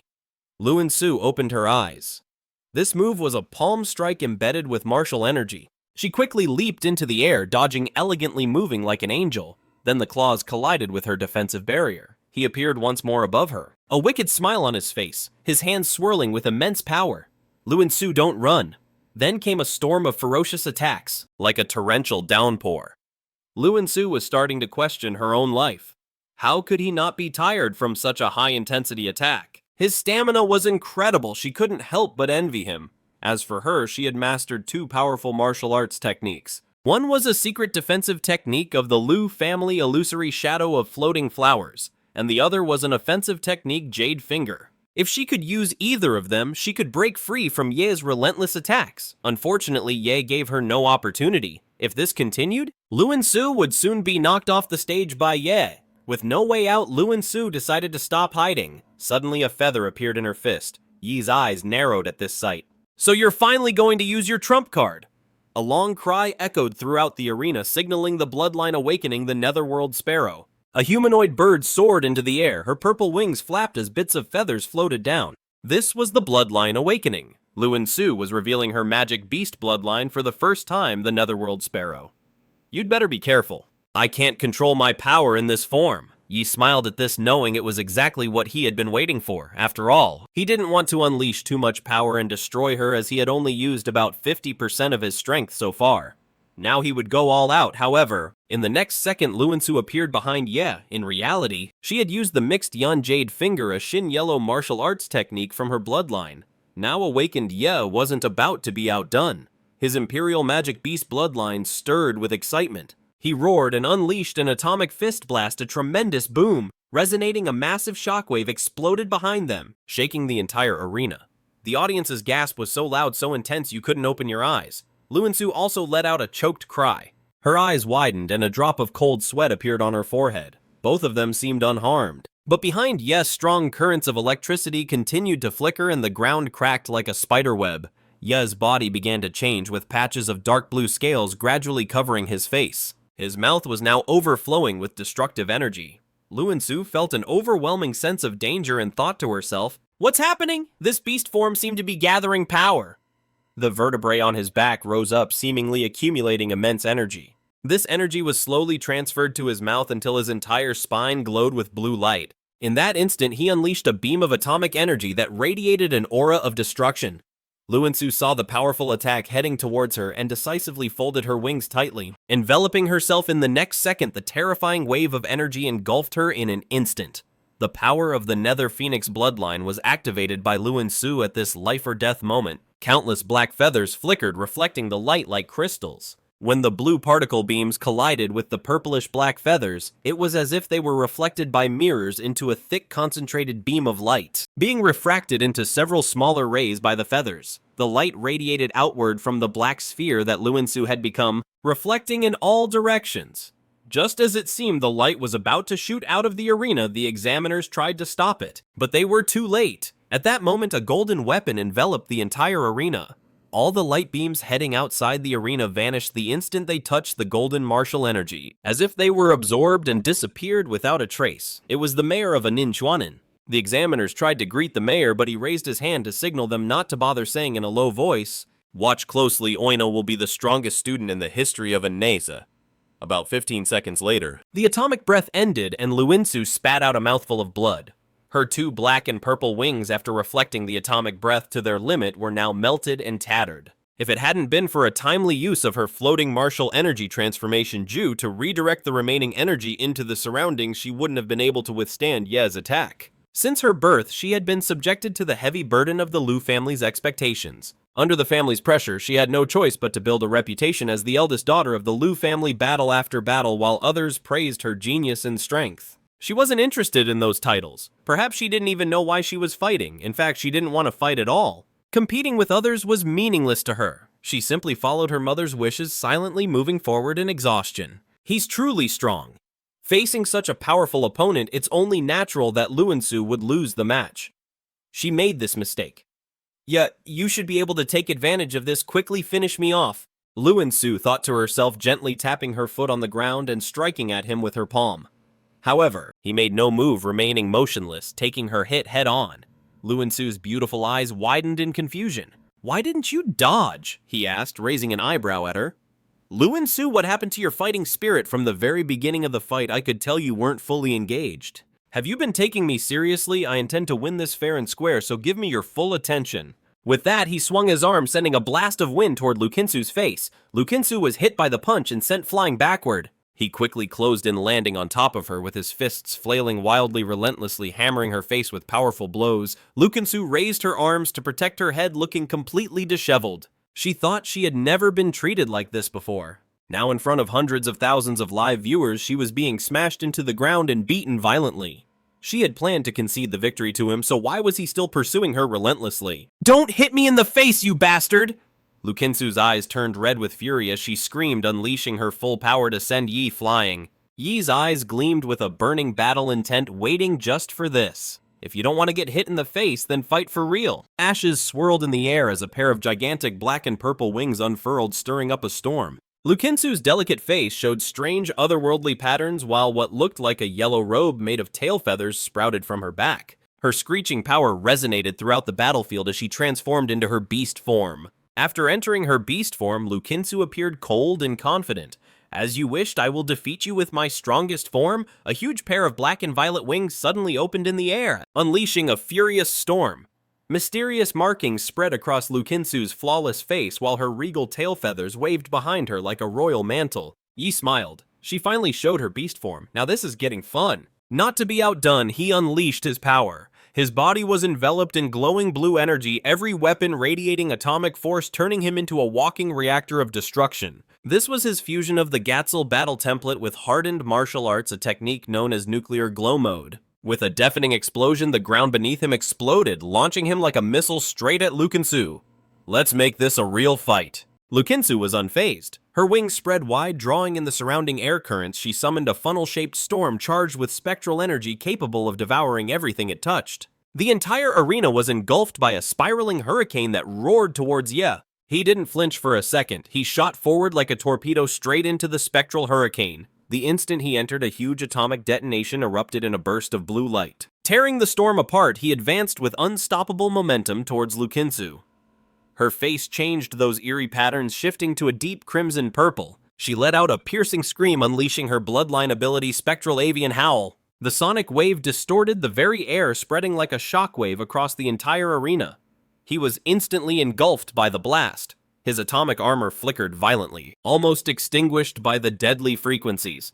If it weren't for his high-level Gatsil-based bloodline, that spectral shriek could have torn him apart from the inside. But hey, two can play at that game. You think you're the only one who can scream? The vertebrae in his spine lit up one by one. Atomic power surged through his body as he activated his ultimate move, the Atomic Breath, in maximum power mode. Determination shone in Lukinsu's eyes. She gave up all defense and poured all her strength into the attack. She refused to lose this battle. There would be a winner. She unleashed her ultimate technique. The Jade Core Strike fused with her bloodlines, the secret art, the Spectral Blood Lance. A brilliant pillar of blue energy roared towards her like divine judgment from the heavens. At the same time, she aimed the tip of her jade finger forward, condensing the crimson and purple energy of destruction. With her wings beating furiously behind her, she threw a slash forward, slicing right through the incoming atomic beam. The two devastating forces collided head-on, unleashing a cataclysmic explosion. Waves of raw energy swept through the arena, shaking the very sky. The host let out a panicked shout. "This is not good!" That kind of power is far beyond what two junior fighters can control. Outside the arena, the mayor's expression darkened. He moved instantly. Any of these monstrous prodigies getting injured would be a massive loss for the entire city, even the entire Federation. Genetic Tree Earth Pulse Barriers. As he shouted, the ground rumbled. 3 enormous stone walls infused with his battle aura surged from the earth, slamming between the clashing attacks. But moments later, those thick stone barriers were obliterated. A white-hot flash swallowed the arena pit. The crowd erupted into chaos. That explosion was insane. Wasn't that the mayor's wall just now? Yeah. Mayor Ma tried to stop the clash. If he hadn't intervened, we might have been caught in the blast too. The mayor stood at the edge of the smoke-choked arena. His face was grim. He had reacted swiftly, deploying 3 Earth Pulse walls to dampen the force of the impact, but he hadn't had enough time. The walls were still forming when they were shattered, leaving nothing to stop the full brunt of the collision. Who could have predicted this year's tryouts would produce not 1 but 2 monstrously powerful candidates, if either of them were seriously injured? Resignation wouldn't even begin to cover it here. In this land, a martial prodigy commanded the hearts of the people more fiercely than any celebrity ever could. In the center of the arena, Luinsu was badly wounded once again. Blood streamed down her arm. She dropped to one knee with her other arm badly scorched. Her once proud form now looked battered and broken. The power of her beast form had completely faded, but she refused to give up. She could still fight. That's when he stood before her, standing tall, completely unharmed. Not a scratch on him. The contrast was brutal. Luinsu shuddered. She knew her final blow had landed, yet he looked like he hadn't felt a thing. He looked down at her and said nonchalantly, "If you don't get that nuclear radiation off you, you'll be done for soon." Luinsu froze, letting out a choked sound on the verge of tears. The unfairness was overwhelming. I never wanted to fight you this hard. Why did you keep pushing me? This is just bullying. And he knelt down, looking her straight in the eyes. Do you really hate fighting, or are you just too stubborn to admit you wanted to win? I could feel it in that last desperate attack. You were hungry for victory. Luinsu couldn't argue. He was right in that moment. She had wanted to win. That desire had made her drop her guard and go all out. But what was happening to her? She had always hated fighting. She wanted to lose quickly, right? Yet during that final clash, she felt something else, something raw and exhilarating, that rush of fighting not for anyone else, but just for herself. He gently placed a hand on Luinsu's shoulder. You lost because your mind was too clouded during the fight. Then, without hesitation, he absorbed the lingering nuclear radiation from her body.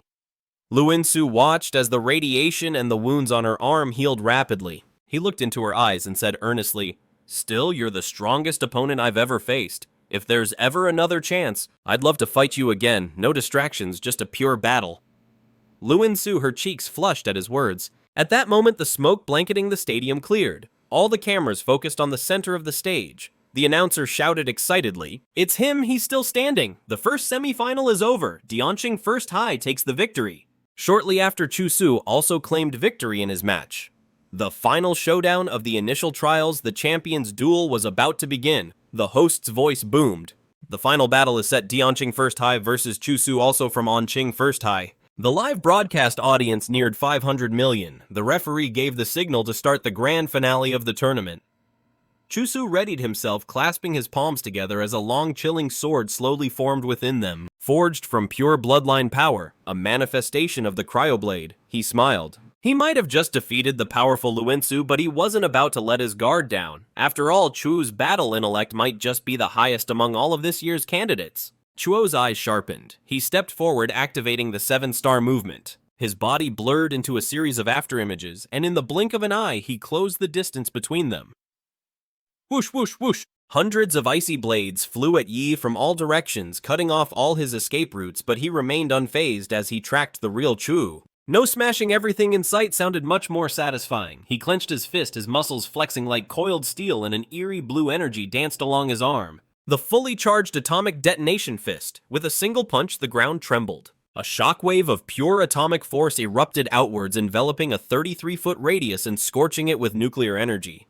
Chuo was forced to retreat, his mind reeling. This guy didn't even try to find his real body, he just blew everything away with overwhelming power. With Chuo's defense level, there was no way he could take that hit head on. Honestly, was there anyone his age who could trade blows with Yi and walk away? Just look at what happened to Xenon. But Chuo wasn't one to back down. If close combat didn't work, then he would wear Yi down from a distance. His bloodline surged. As the frost worm awakened, his body became covered in crystalline dragon scales. His pupils turned into golden slits, and 2 twin obsidian horns sprouted from his head. Behind him, a massive frost worm roared and formed its spectral wings, its eyes wide open. The pulse erupted. Icy winds howled across the arena, forming colossal spikes that grew into a towering tidal wave of frost crashing down on Yi. That's insane! He just summoned an entire mountain of ice out of thin air. That frost worm bloodline is divine level. He looks incredible. Take down the evil lord. Go get him ice, bro. At that moment, he was completely encased in the heavy ice forged by the Protagonist bloodline. But Chuo didn't relax. He wasn't naive enough to believe the fight was over. His breathing grew heavier. Unleashing that level of frost worm power had taken a toll on him. Suddenly, the crowd gasped, "Look! The ice mountain is melting!" The next instant, a brilliant pillar of blue energy erupted from the depths of the ice and shot towards Chuo. Chuo, always on guard, was caught off guard by the sudden counterattack. He instinctively summoned an ice pillar from the ground to launch himself out of the beam's path. Boom! The atomic beam slammed into the examiner's joint energy shield, sending ripples of force across its surface. The towering mountain of ice began to melt and rapidly collapsed under the scorching heat. From within the dissolving glacier, a deep blue figure emerged. The streams of molten ice didn't even touch his body, instantly evaporated by the searing heat radiating from him. He was back fully awakened in his Gatsilo state. Chuo exhaled slowly, a bitter edge in his eyes. The gap in their strength was simply overwhelming. Yi said firmly, "This is my final move. This is my absolute limit in martial arts. I was originally saving it for Luinsu." In the next instant, a massive ice sword materialized in Chuo's hands, a sign that his bloodline's power had fully awakened. The blade radiated a chilling aura imbued with a will that cut directly into the soul. Soul-slicing sword. Intent. The first to react was the mayor of Anan. His expression was as stunned as when Lewins had used a Sinuang technique. Sword intent this refined at his age. That's unreal. Without hesitation, Chao swung the sword with all his might, drip drip. A few drops of hot blood splattered on the ground. He had raised his arm just in time to block the strike, but a deep gash open to the bone ran across it. And yet the wound glowed with a blue light. The flesh was already knitting and beginning to regenerate. Perhaps if he'd had a better sword, he might have stood a chance. Chuso's eyes went wide in astonishment. He looked at his broken sword and knew he had lost. How much of a chance did he really have? He wondered almost to himself. He smirked in satisfaction, a little better than a nice guy's chances of getting the girl. Chuso shrugged helplessly and raised his hand to the referee. I surrender. Victory. In the finals, he is declared champion. Let's go, Brother G. I knew you were built different. Chuso was strong, but next to him it was no contest. The live chat exploded. He went from underdog to legend. This is the ultimate Dark Horse arc. At that moment, his face flooded every media outlet in the city. The word spread quickly. Last year he was last in his class. This year he crushed the top ranker and became the champion. This year's exam was much more intense than previous ones. On top of that, he might be the strongest martial champion in Onqing's history, maybe even in all of history. Outside the stadium, the crowd roared like a tidal wave, and across the city and the millions watching live had all witnessed the end of a grueling 3-day war. The champion of the Onqing entrance exams, the 24th martial champion, had finally emerged from Onqing First High. It's rumored that you came from behind, rising through the ranks late now that you've claimed the top spot. Is there anything you'd like to say? He stepped forward. His voice was firm. First of all, I want to thank my teacher. When I was at my lowest, he didn't give up on me. His encouragement gave me the will to fight. Back in front of the live broadcast, his homeroom teacher wiped away tears. He felt overwhelmed with guilt. How had he overlooked this monstrous talent until just before the exam? He didn't feel worthy of the praise. And next I'd like to... Suddenly, in the front row of the audience, the school principal started waving wildly, holding both hands in the air, making a big gesture. 2 million, hey! Promote our school a little and I'll give you 2 million in scholarship money. His eyes instantly lit up like dollar signs. I'd also like to thank my alma mater and our brilliant principal. Without his wise leadership, how could Senga First High School have achieved such greatness? And finally, I want to thank myself. He said it with complete sincerity. Without my hard work, my relentless dedication, and my unparalleled intelligence, none of this would have been possible. He said it with a straight face, completely shameless. At that moment, the familiar frowning face system interface appeared. Congratulations, host. You have earned the title of Top Scholar. Reward 1 random template. Skill draw unlocked. Wait, Top Scholar is a real title. He blinked and then grinned. So the template also has an achievement system. What a sweet surprise.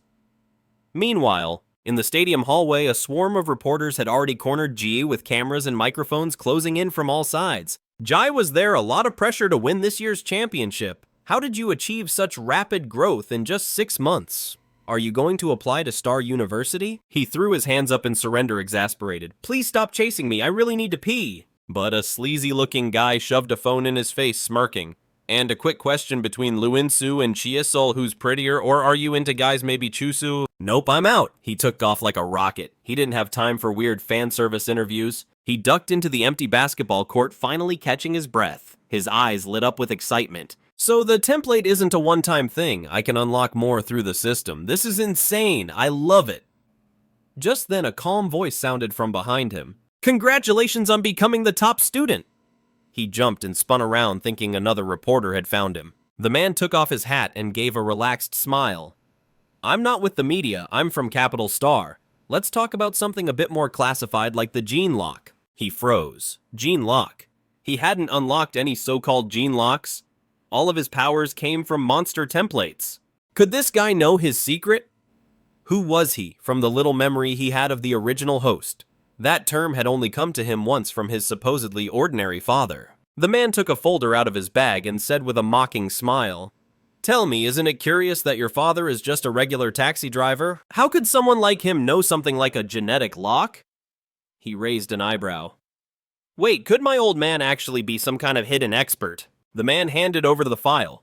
Due to your unique status, Capital Star has authorized the release of a restricted document. He opened it and his eyes widened as he read about the Prometheus project.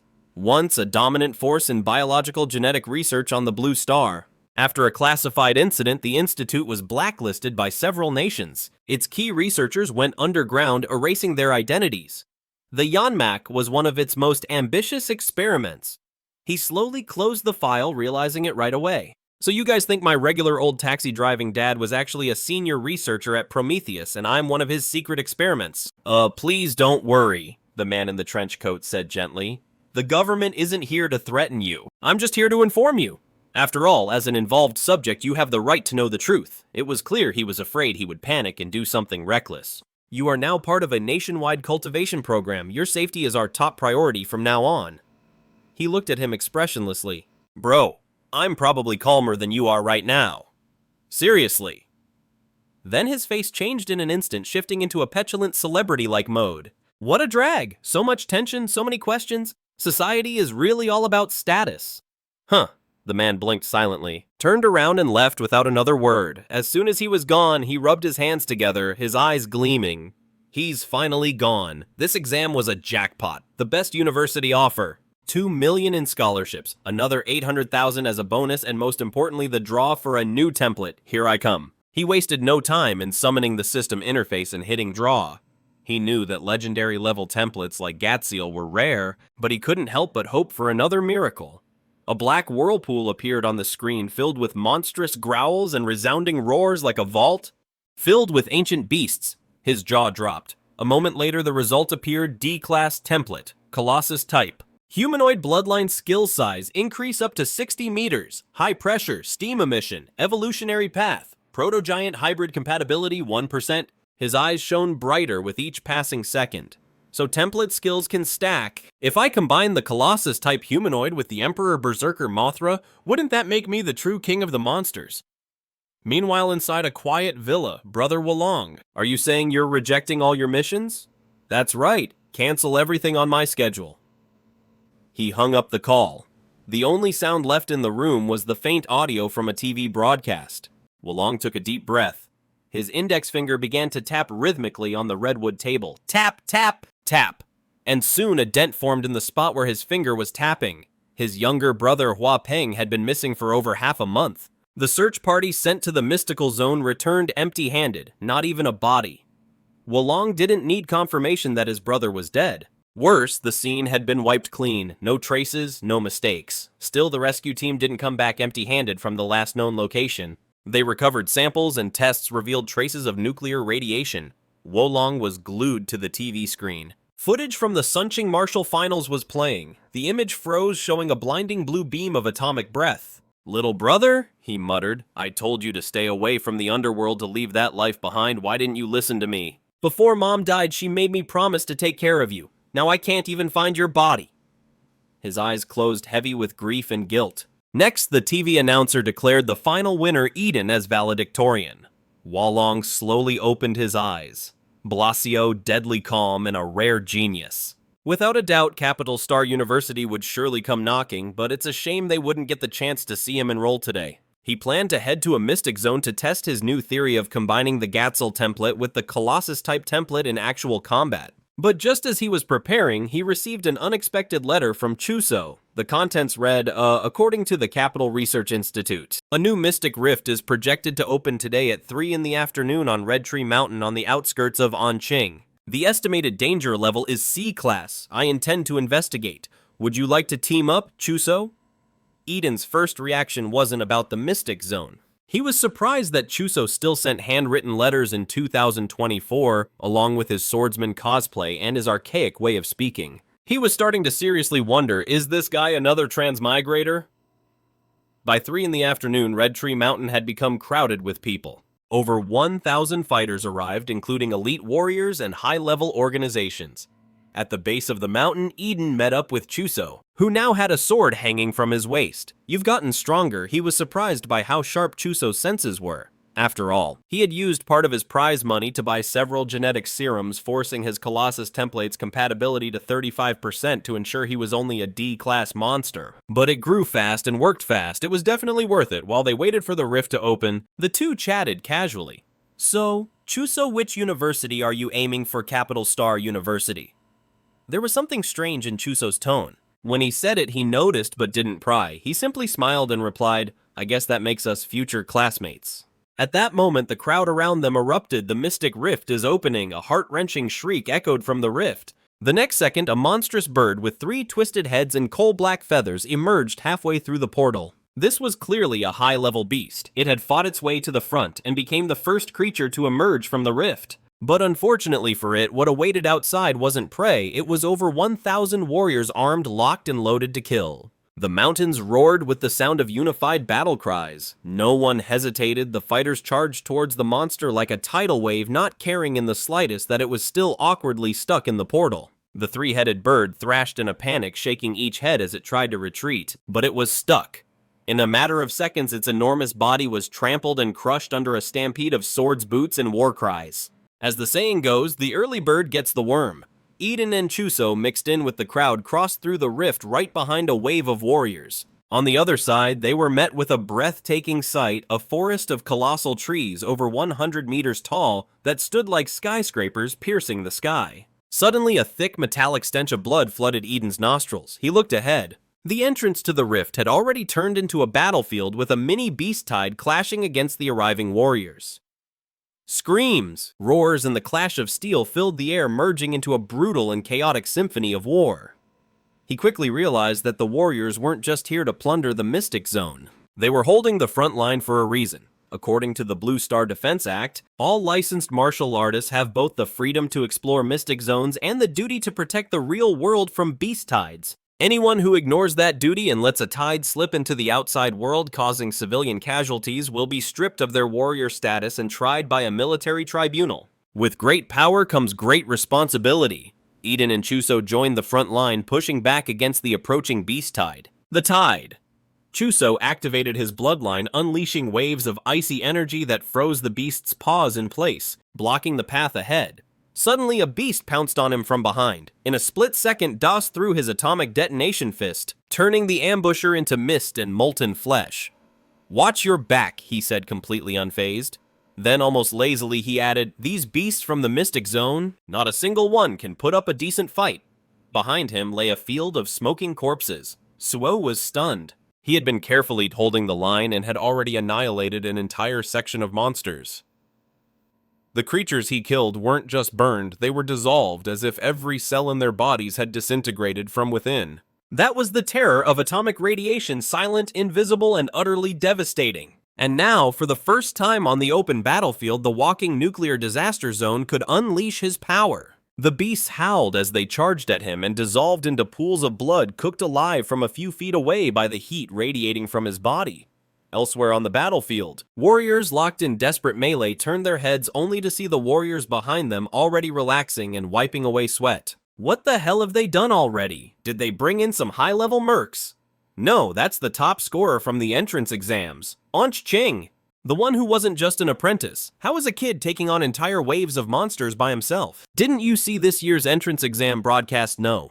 Who wants to watch high schoolers fight, you idiot? He could wipe the floor with 10 of you. As the battle dragged on, fatigue began to show on the warriors' faces. Then someone shouted, "Drive the beasts toward the top scorer!" And just like that, the battlefield adapted. Everyone instinctively pivoted, using Onch Ching's nuclear radiation field as a natural kill zone against the monster tide. No one knew how long the fight had lasted, but then boom, a signal flare erupted in the sky. Eyes dulled by exhaustion suddenly lit up.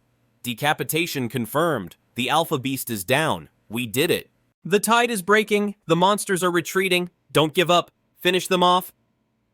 Chu finally exhaled relief, washing over him from the first wave of the Red Tree Mountains. The beast tide was over. Of the more than 1,000 warriors who had entered, only about 800 remained. He walked over nonchalantly, dragging several huge sacks. His cool demeanor stuck out like a sore thumb among the blood-soaked survivors. "Hey, Chu-Su! For real.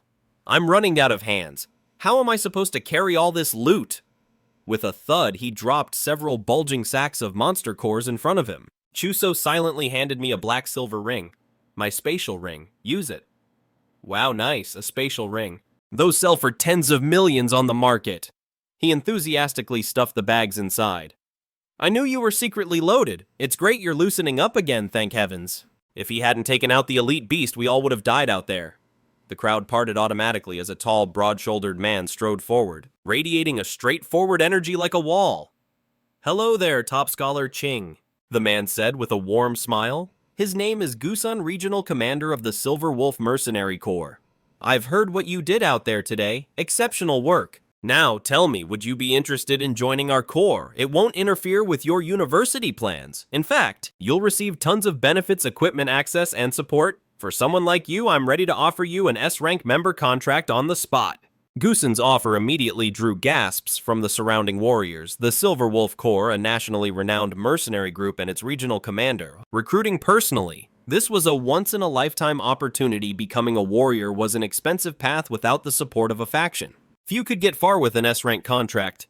Even the elite students from Capital Star University rarely received such treatment. Just then, a dazzling striped tiger emerged from the crowd. On its back rode a striking woman with a bold and imposing presence. "So that's why you rushed ahead," Busan scoffed, trying to snatch the prize before the rest of us arrived. She turned to Yi. "How about joining the Chengdu Corps? We might be smaller than Silver Wolf, but if you join us, I'll personally guarantee you'll receive 15% of our monthly cultivation resources, no strings attached." Man, that was an offer that was basically a guild-breaking deal. A high school student was being thrown elite-level contracts. Yi, however, just smiled and shook his head. "But for now, I'm not planning on joining any corps." The woman laughed unbothered. "Just as I thought getting the top scorer was never going to be easy. Don't worry. Consider this our introduction. If you ever need anything, the Silver Wolf Corps is just a call away." The Chengdu Corps also added with a wink. "We'll have a beast tied up and ready." Finally, more of the warriors entered the free exploration phase. Chu offered a suggestion. "This is a giant forest. The layout is complicated. Let's climb to the treetops and survey the land before we go deeper." Yi nodded. That was his plan too, and he activated his nuclear glow mode. Atomic energy gathered beneath his feet, and then he shot upwards like a human rocket, straight towards the treetops. Before long, the two of them were perched atop a colossal tree hundreds of yards high, overlooking the entire mystical zone. "Wait, what is that?" Suddenly, Yi's eyes narrowed in astonishment. Far in the distance, near the foot of a faraway mountain range, a group of gigantic humanoid figures was moving slowly even from hundreds of miles away. Their silhouettes were unmistakable. "Those things have to be over half a mile tall," he muttered. "That's beyond insane." Chuwu was about to reply, but Yi spoke first, his voice firm and full of fire. "Unimaginable. No, we're still young. In a few more years, we might be the ones hunting them. Maybe we'll even uncover the truth behind this whole mystical zone thing." Chu was slightly stunned by such an overwhelming unknown. His instinct was fear, but Yi's instinct was to conquer. And in that moment, Chu understood Yi's power. He had the spirit of a true warrior. Meanwhile, Yi himself was practically buzzing with excitement. "Just you wait, walking mountains. One day all of your monster cores will be mine." Suddenly, his life field sensor kicked in, giving him a complete reading of all living entities across the mystical zone. One spot stood out to the southeast, a huge lake region. Completely blank, no signs of life, nothing. It was like a dead zone, a void. "Now that's suspicious," he murmured. His eyes gleamed. "The stranger the waters, the bigger the fish. That's where the real loot is." Without hesitation, he turned to Chu.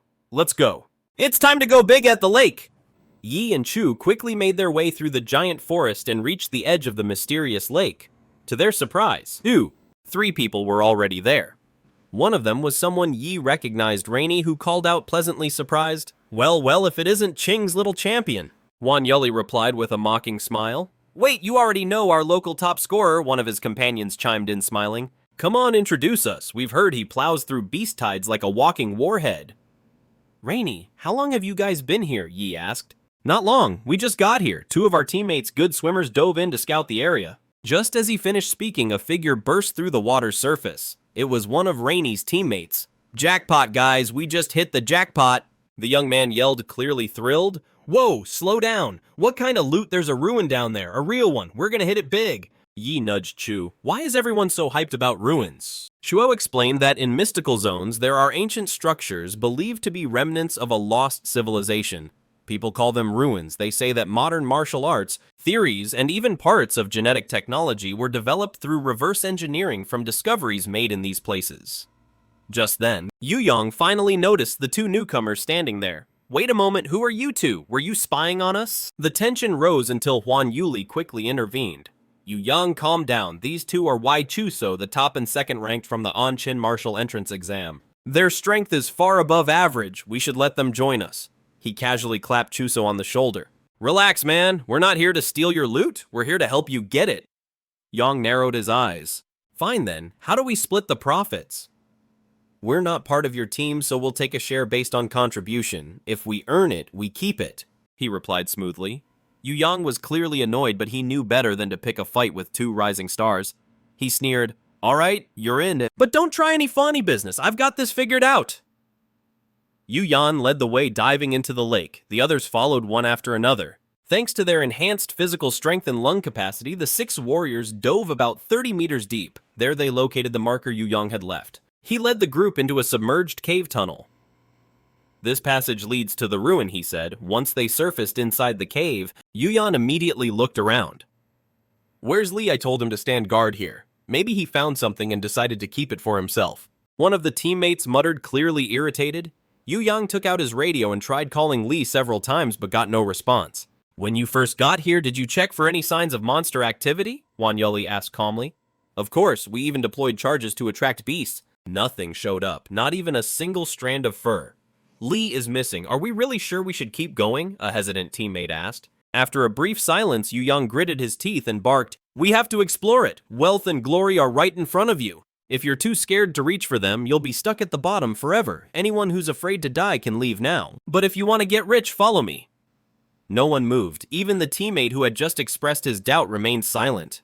Because the young man was right. If there really was a ruin ahead, no one was willing to watch someone else walk away with the treasure. All right then, he said. Let's move out. With a heavy silence hanging in the air, Yu Yang led the way and the group remained on high alert with every step deeper into the unknown. He switched on an ultraviolet flashlight, illuminating the path ahead on the ground, faintly glowing where he and Lee had marked symbols earlier. The team pressed on. The tunnel grew narrower and narrower until only one person could pass through at a time. He walked through the narrow space, slightly narrowed his eyes, and looked back at Chuso. Their eyes met and they communicated by mouthing words to each other. Something's not right. Chuso! Yeah, the timing is off. Rainey said they only got to the lake 10 minutes ago, yet these two managed to find this cave. Swim across the lake, discover a hidden tunnel, and navigate all the way to a ruin entrance. That's not exploring, that's a beeline. Ha! Chuso whispered quietly, but clearly enough. They're playing us. You want to warn their friend and get out of here. But Ihi smiled, his eyes gleaming. Relax, I've got an ace up my sleeve. Soon the group reached a massive underground cavern the size of a football field. Dark green vines covered every inch of the floor, the walls, and the ceiling.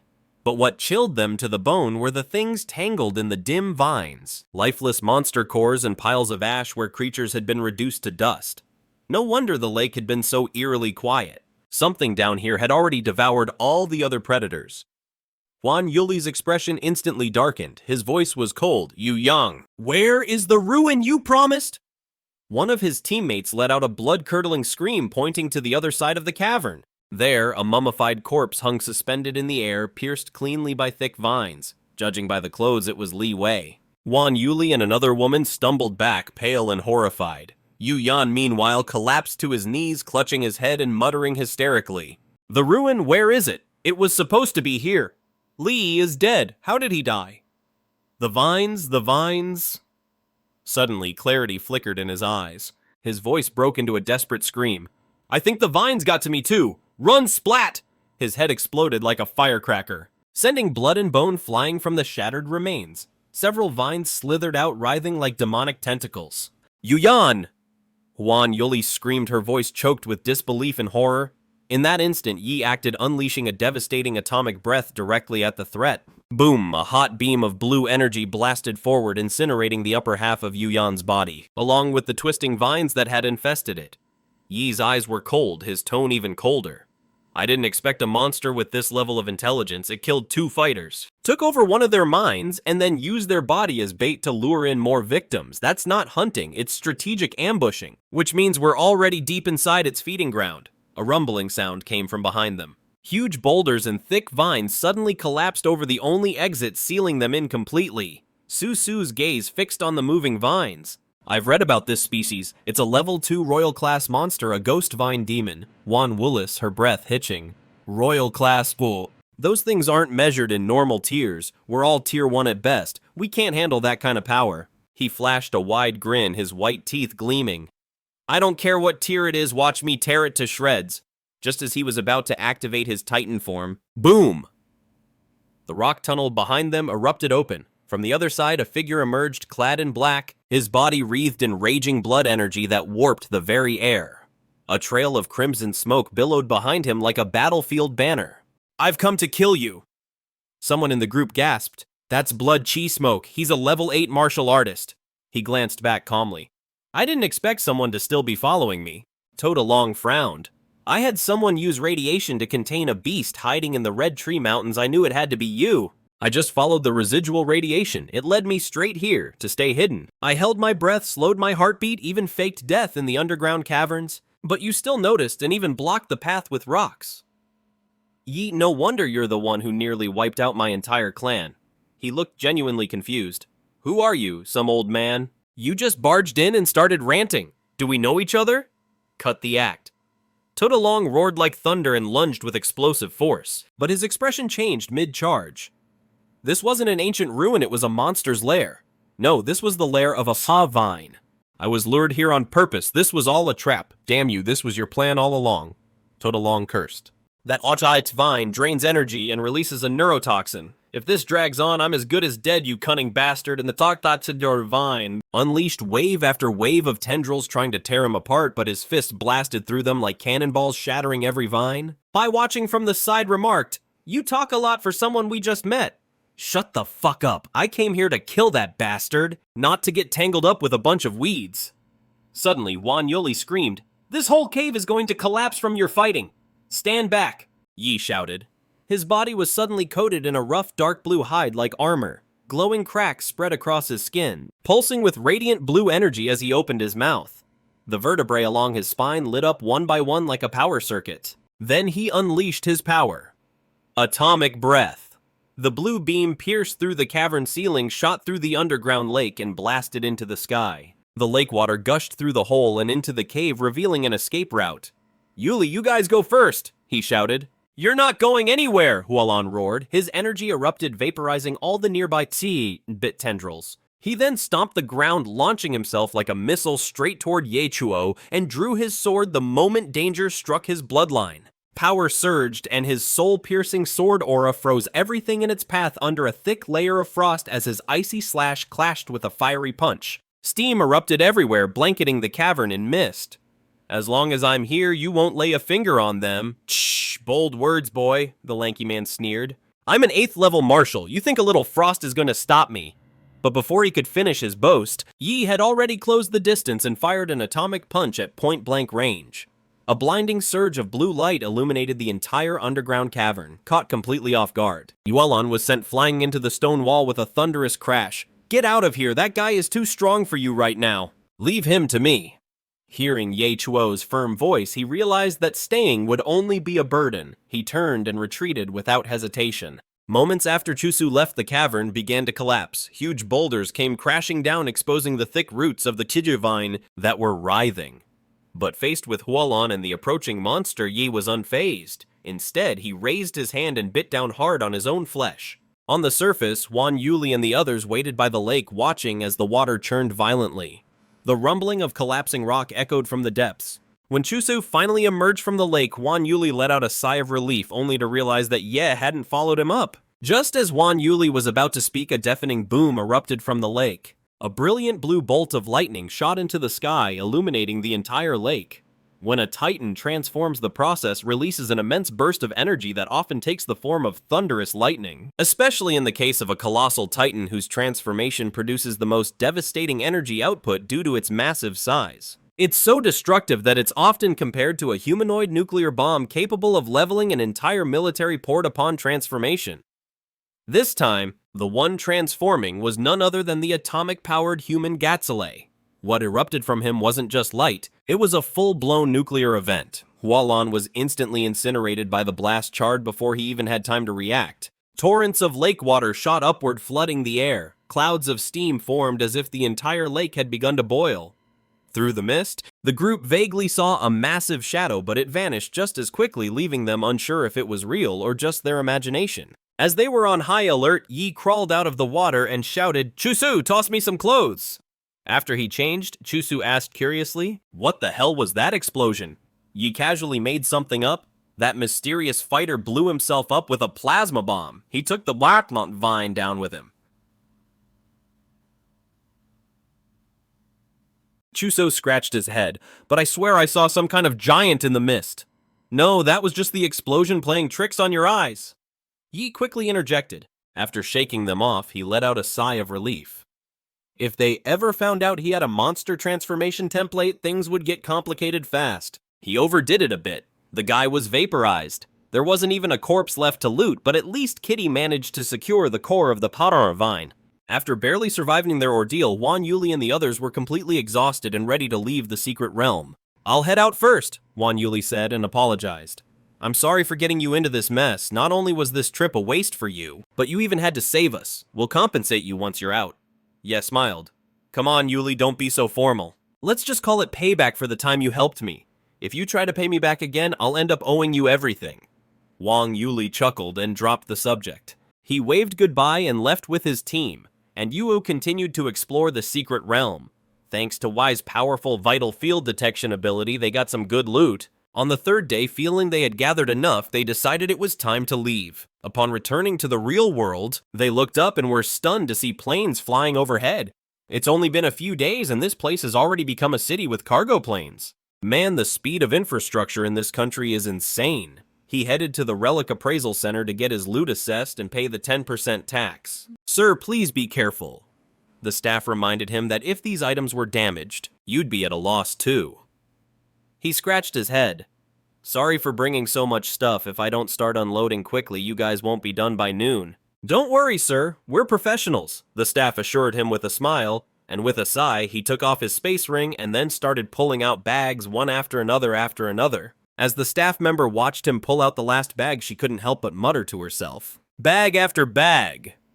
"Is this a relic appraisal or a warehouse delivery?" she asked nervously. "Yes, sir, that's everything." He smiled, satisfied with his work. "But you'd better start calculating fast. We still have a ton of spirit herbs left." After finishing the monster core appraisal, he headed to the herb appraisal counter. At this point, green and white grade monster cores no longer benefited him, so he sold them for cash. The real treasures were the 5 blue-grade cores from level 3 monsters he collected during the Beast Tide and the green core streaked with golden veins from the Dawn Vine. A level 2 royal class, his most valuable prize. After selling everything, his bank account balance shot up past 20 million coins. However, even staring at the endless string of zeros, he didn't feel much joy. Honestly, all that money wasn't as satisfying as increasing his compatibility rate by 10%. After all, in this world, strength was the only real truth. Now the question was, how could he spend this money for the greatest gain? Upgrading with commercially available genetic serums was no different from using low-level monster cores useless for improving any of his current templates. He let out a sigh. "Even my templates are picky. Seriously, now they're getting more demanding than I am." He wanted higher quality serums, of course, but they were subject to strict purchase limits, and with his current clearance level, he didn't even qualify to join the queue. Still, there was another path to powerful martial arts. During the college entrance exam, he had outmatched geniuses like Luinsu entirely thanks to the absurd stats of his Gatsule template. In terms of actual technique, he couldn't even compete with the martial arts nerds. It was time to change that with some super powerful martial skills, and if anyone in his circle had the connections to get high-level techniques, that was the principal of number 1 high school. He chuckled to himself. It was time to pay a visit to the old sage and empty his stash of gold. Shortly after he barged into the principal's office, the principal calmly poured him a cup of tea. With years of experience and a sixth sense for student schemes, the old man figured it out instantly. This kid clearly wanted something. He casually took out a bottle of expensive liquor. Floating inside was a rare ginseng herb. It was rumored that no middle-aged man could resist this miracle brew that supposedly boosted vitality, stamina, and other things. After a few pleasantries, he got straight to the point. "Principal, I'm looking to learn some powerful martial techniques. I haven't entered college yet, so my only option is to approach the martial families I desire. Do you have any connections?" The principal frowned. "You've already been admitted to JUA University. It's practically guaranteed. Why the rush? You can learn all that once you're enrolled, but I'm really hungry for growth, sir." All right. Since you're so eager, I'll make an exception and help you get a special talent. After all, an education should be tailor-made, not cookie-cutter. Exactly. Principles and rules are dead, but people are alive. With flexible educators like you, the academic world still has hope. The next day, around noon, Yehi's phone rang. It's done. You can head over now. That's really incredible. Thank you. Which Marshall family is it? The Luanan Qing family. He froze. The Liu family is willing to pass on their secret arts. This was going to be interesting. Meanwhile, on the streets of Anqing, a sleek black motorcycle valued at over 2 million roared down the road riding on. It was Liu Chengxi, the young heir of the Liu family. He leaned over the handlebars as the engine screamed like a beast, echoing throughout the city. Behind him, a blonde beauty clung to his waist, her hair whipping in the wind. "Gee, you're so wild!" Swelling with praise. Liu Chengxi just smirked and was about to show off when suddenly a bright yellow rental scooter pulled up next to him. "Hey bro, eyes on the road! One wrong move at that speed and it's lights out for your loved ones." Liu Chengxi felt totally humiliated as the self-proclaimed motorcycle god. "What the hell are you crazy? You nearly gave me a heart attack riding a rental scooter and trying to race." It seems he growled. He twisted the throttle hard and his steel beast roared to life, flying forward and leaving Yi-He in the dust. "If you keep up with me, you keep dreaming, buddy." Watching that little yellow scooter shrink in his rearview mirror, Liu Chengxi felt euphoric, nothing like putting some wannabe in his place. But then a strange thunderous sound rolled up behind him, louder than his own engine. He glanced back. What the hell was that blue streak? The guy had activated his nuclear leg mode, blue rocket flames shooting from his calves like a damn space shuttle. He was flying on a Shara scooter. Later, Brother Yi cracked a smile as he sped past and then upward, launching into the sky, disappearing into the clouds like a human missile. Liu Chengxi and his blonde passenger were frozen in disbelief. Wait, what? Scooters can fly now. The speed wasn't... That was basically a jet. Half an hour later, he arrived at the Liu family estate, calm, serene, and looking like nothing had happened. There was no doubt this was a martial arts family. Even their residence looked like a miniature castle. At the same time, Yi-He's life field detected several powerful presences hidden on the estate. Yeah, definitely not a place to mess around. Just then, a figure in a flowing white dress appeared at the gates. It was Liu Qingxue. She seemed slightly nervous as she greeted him. "You've arrived? Right? Why did Mother ask me to escort you? We're going to meet her now." He just nodded and followed her silently into the estate. His feet stepped onto a high-end plush carpet as he entered an elegantly decorated and spacious lobby. "Mother, he's here," Qingxue called out softly. Almost immediately, the sharp click-clack of high heels echoed through the room. A poised and elegant woman with a mature aura slowly descended the stairs.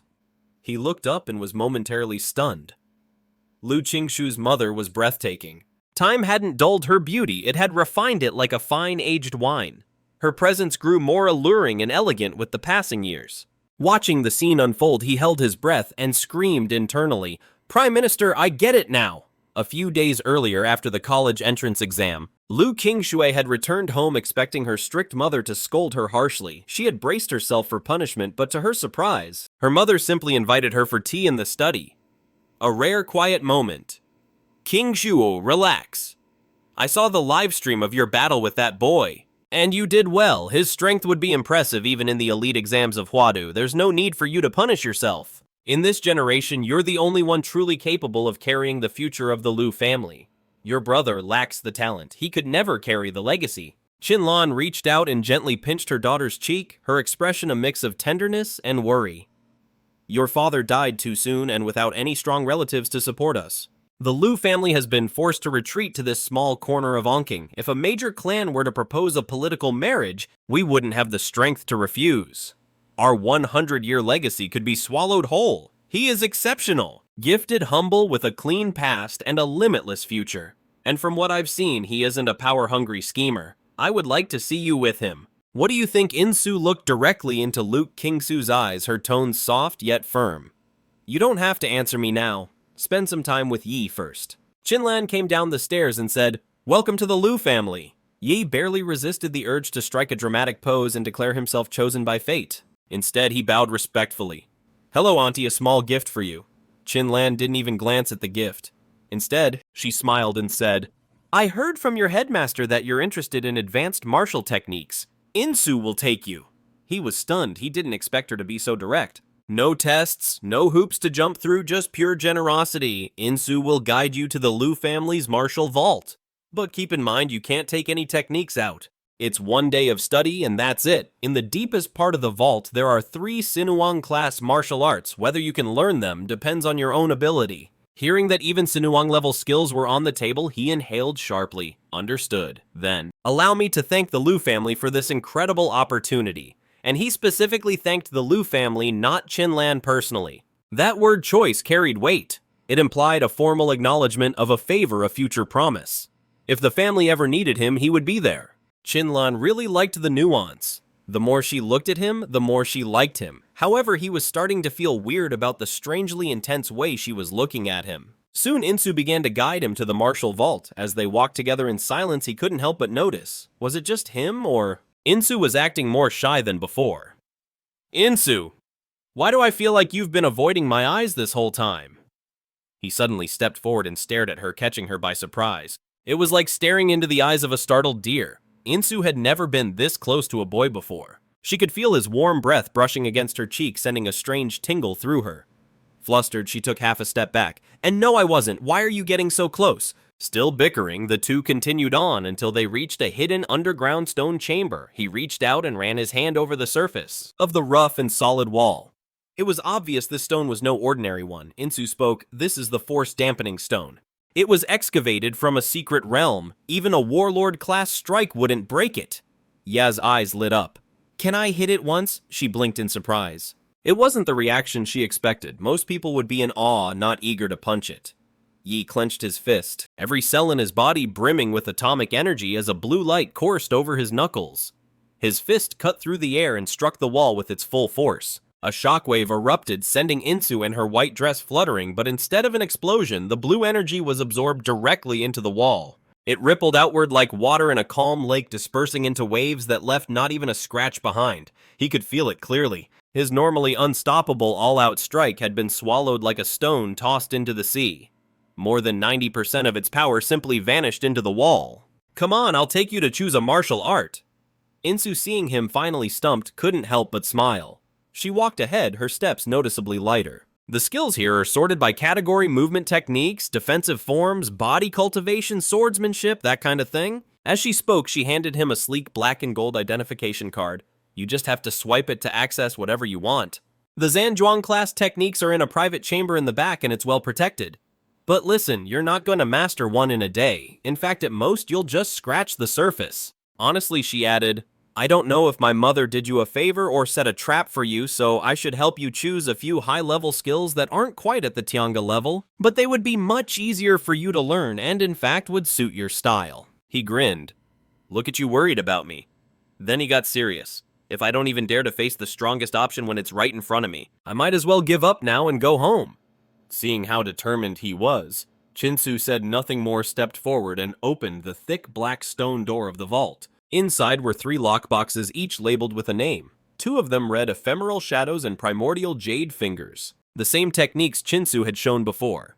The third, however, was Unfamiliar Flesh-Bound Demon Prison. You can't just read the techniques like a book, Chinsu explained. They're encoded with something called martial resonance, a kind of spiritual rhythm left behind by the original creator. If you can't feel it, or if your own nature clashes with it, you won't even be able to begin training. Simply put, these techniques are alive. You don't choose them, they choose you. He nodded and confidently pointed to the one with the most brutal-sounding name. Flesh-Bound Demon Prison. I was born for this technique, he declared with a swagger. Chinsu opened the case inside. It wasn't a scroll or a book, but a fearsome bronze statue. The statue was a burly figure with rippling muscles, and in the grooves of its body, twisted ghostly faces screamed in silence as if 100 evil spirits had been forcibly sealed inside it. The aura was truly chilling. As the statue was revealed, he blinked in shock. Wait, this is the martial technique. And then he truly began to hear ghostly wails echoing in his ears. Yuan techniques aren't always written down. Kinsu explained that they can take the form of statues, paintings, relics, anything capable of holding a martial resonance. That's what makes Grandmasters so mysterious. Only Grandmasters can distill that essence, what we call martial resonance, and seal it into an object for future generations to inherit. With her explanation finished, Chinsu turned to leave. From here on, it's up to you. Wait, what do you mean? It's up to me. You haven't even told me how to learn it. Just feel it. If the resonance chooses you, it will come to you.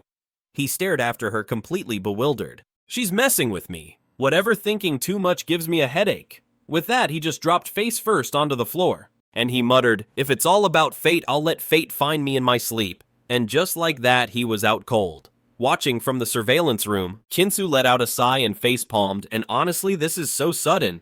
And he found himself in a new strange space. An old decrepit temple covered in dust, the angry-faced deity on the altar had a broken arm. So this is what they meant by entering the realm of resonance. This whole place is the martial resonance, the spiritual echo of the technique.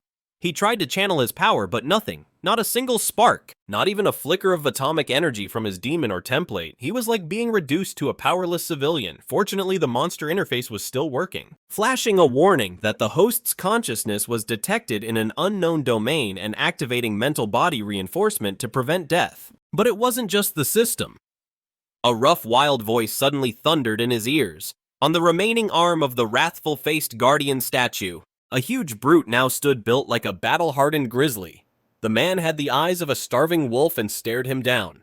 My martial legacy is not for the weak. Only true men of iron blood can carry it on. If you are not one of them, I'd rather let it rot in the ground. Prove you have guts, boy. He looked identical to the statue outside, every scar, every snarl. Exactly. When the storm arrives and the night parade of 100 ghosts begins, you will guard this dump. Let a single demon desecrate this altar and you fail. You win, I'll teach you a trick or two, but if you lose, the white ghost will eat your soul and you'll go insane. Your martial path will be over. So if you're just a soft little... Drip. A drop of cold rain leaked through the broken roof and landed right on his face. When he woke up, the savage brute on the statue's arm had vanished. The trial had officially begun. Behind the throne of the wrathful guardian, he found a longsword rusted and battered. A lone sword in hand, he stood at the shattered gates of the temple. The rain intensified. Thunder crashed across the sky. A blinding white bolt of lightning lit up Yi's face as if signaling the start. The night parade of 100 ghosts had begun. Countless shadowy figures shrieked and lunged at him from the darkness. He was already in position, fully prepared. When the first specter lunged at him, he didn't hesitate. He swung a direct slash at its head. The moment the blade struck, the rusted sword glowed with a golden light. The specter let out a heart-wrenching wail and dissolved into ash. "I knew it," he muttered. "There's no way they'd throw me into a trial without something to defend myself with. These bones must be hiding more gear." A grin spread across his face. He was getting excited now. He was no longer passively guarding the temple. He charged forward, sword in hand, into the heart of the spectral swarm. As he charged forward, the savage brute reappeared in the background. Arms crossed, he watched him leave the temple with a disdainful sneer. "These white ghosts are imbued with my killing intent. And this little rookie thinks he can just walk out of the safe zone. What a joke, another idiot. Each generation gets dumber. I guess I'll be cleaning up another corpse today." Meanwhile, he was having the time of his life cutting down ghosts like they were weeds. Just then another specter lunged at him, but its claws passed right through him, missing completely. The brute froze in shock. Why can't my ghost touch him? What is this kid made of? It turns out that inside the spiritual trial, Yi's monster template had automatically activated a guardian mode, making him untouchable. Wait, does this mean I'm literally invincible right now? He broke into a wicked smile. His laughter even started to sound a little unhinged. And so the slaughter began. His swordsmanship was trash, but it didn't matter. He leaped, slashed, stabbed, and spun. The ghosts fell like chopped vegetables. The savage brute stared in disbelief. When did my trial become such a joke? How was he unaffected by my martial resonance? Simple, he said smugly. Hard work and constant practice. Of course, that punchable face wasn't showing the truth. He was just blatantly cheating with a built-in hack. Hard work, huh? The brute let out a grim chuckle. You've already taken care of the ghost. I won't go back on my word, but whether you can handle this inheritance, well, that's another story. As he finished speaking, thunder crashed across the sky. The statue of the wrath-faced guardian crumbled, revealing a dark, ancient well beneath it. A bottomless pit, just a glance into its depths. He felt a chill run down his spine. Within that well lies the purest essence of the malice I forged in life, the flesh-bound demon prison technique. Its true form lies down there. That is, if you can absorb it. The brute hadn't even finished his sentence and he had already jumped in. Good, that's the kind of guts I like to see. He couldn't help but smile, genuinely impressed. In his lifetime, this man had been a legend, one of the few to conquer an S-rank secret realm. His rise and fall were tied to one technique, flesh-bound demon prison. But in his old age, his body, the very malice and vengeful spirits he had sealed within himself, began to fester, twisting his mind, driving him insane. until he began to kill those closest to him. To prevent himself from falling further, he took his own life, and in his final moments he fused his lingering rage and spiritual imprint into the statue, creating a legacy that only the worthy could claim. Even after 100 years, the malice here has not completely faded. For an ordinary martial novice, it's a death sentence, but if he can conquer the curse that destroyed its creator, then on the path of the flesh-bound demon prison, he will overcome it. In the monitoring room, Inlin approached Luinsu. Together, they silently watched Yi, who was now deep within the martial resonance realm. Suddenly, Luinsu gasped, "Mom, what's happening?" On the screen, Yi's body was now surrounded by a strange and ominous aura. His limbs were twisting violently as if needles were piercing his flesh. Just moments ago, he was smiling in his sleep as if he were having the time of his life. Now he was convulsing as if he'd been electrocuted. Even worse, small trickles of blood had begun to seep from his pores. Inlin, however, showed no panic. She calmly inhaled from her thin cigarette and then exhaled. "This third technique, your grandfather stumbled upon it late in life. He tried to train in it, but even with his mastery, the resonance flatly rejected him. It gravely injured him. Since then, no one in the Liu family has dared to touch it again. The stronger the power, the harsher the price. Heavy is the crown, and since he chose to claim that power, he must be willing to—" She stopped mid-sentence. With his eyes suddenly wide open, Yi yawned and stretched nonchalantly as if he had just woken up from the best nap of his life. The room fell silent. Inlin looked slightly embarrassed. Luinsu, on the other hand, smiled and said, "Mom, Yi's cultivation might not be as dramatic as it seems." Yi opened his eyes and stared at the cracked and crumbling statue before him. He bowed deeply. "Thank you, sir, for passing on your legacy." Then the last echo of the brute's voice resonated in his mind. "Kid, you're the most gifted person I've ever seen. Perhaps you're the one who can uncover the truth behind the secret realm that we never could. That unfinished mission now falls to your generation." Yi said to himself internally, "Dude, you've got me all wrong. I'm just using cheat codes." He clenched his fists, feeling the power surge within the flesh-bound demon prison, a body like a living Asura. "Okay, my stats haven't gone up at all, but now that I have Isong's technique in my arsenal, my combat powers have easily doubled." Just then, the stone door creaked open. Inlin and Luinsu entered the chamber. He succeeded. He smiled, showing a row of bright white teeth. Inlin watched in disbelief. This can't be, not even with Chinzo's talent.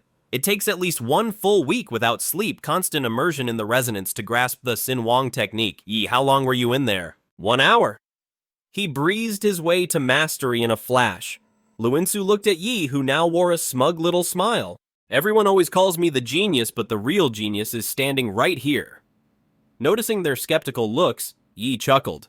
"All right, you want proof? I'll give you a little demonstration."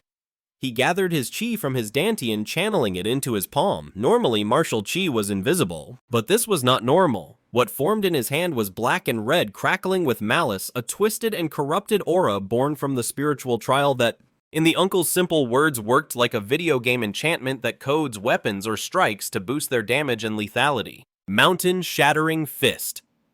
Yi lowered his stance, his spine taut like a bowstring, engaged his core and threw a punch that exploded with black and red energy. The blast sent a gust of force rushing towards the mother and daughter, making them instinctively step back and brace themselves. They swore they could hear the wails of a ghost. Even Luinsu, known as a martial arts prodigy, narrowed her eyes in disbelief. That punch just now, the precision, the pressure, it was insane. Seriously, it was just a mountain-shattering fist. The most basic and overused technique in the city. Inlin's gaze was fixed on him, her expression unreadable.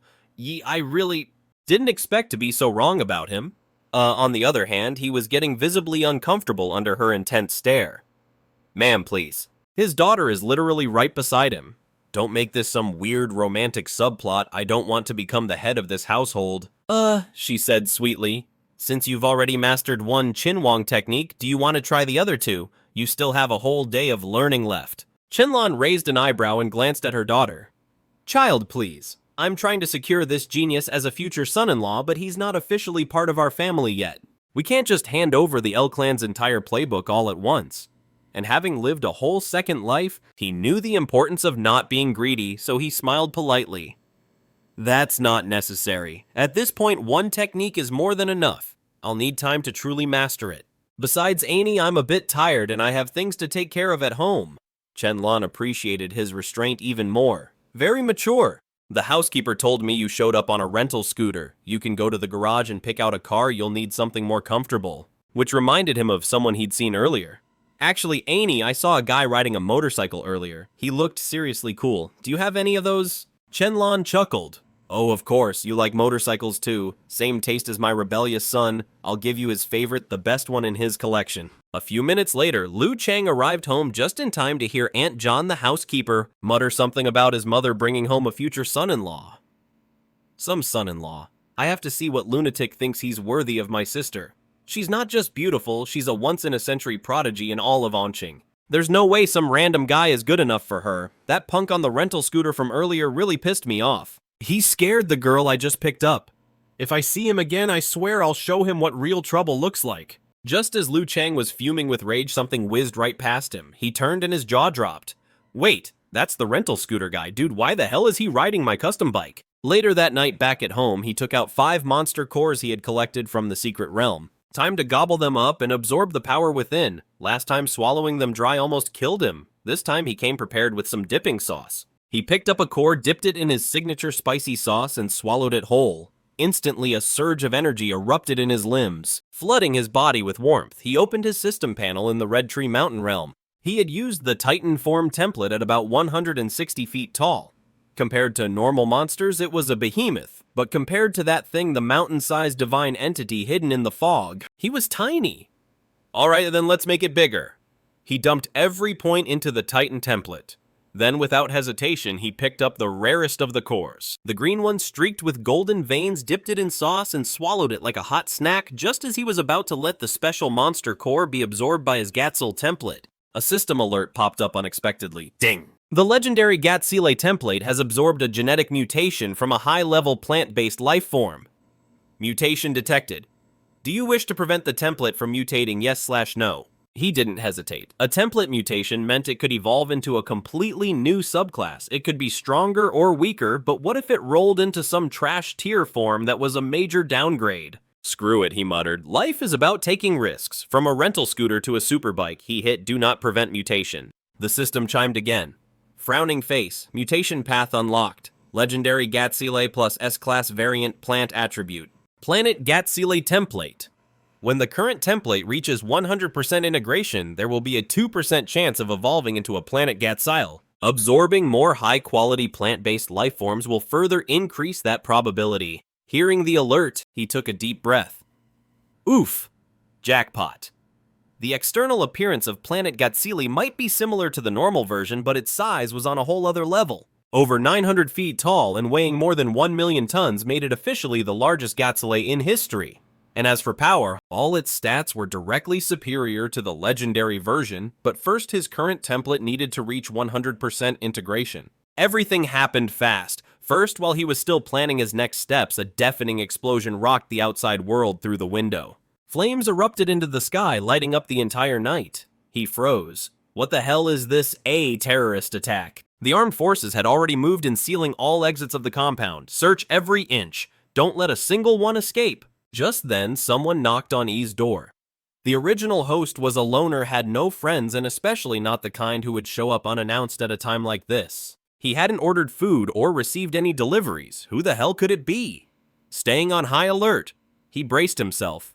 Suddenly, a woman materialized out of thin air with curves for days and a sly smirk on her lips.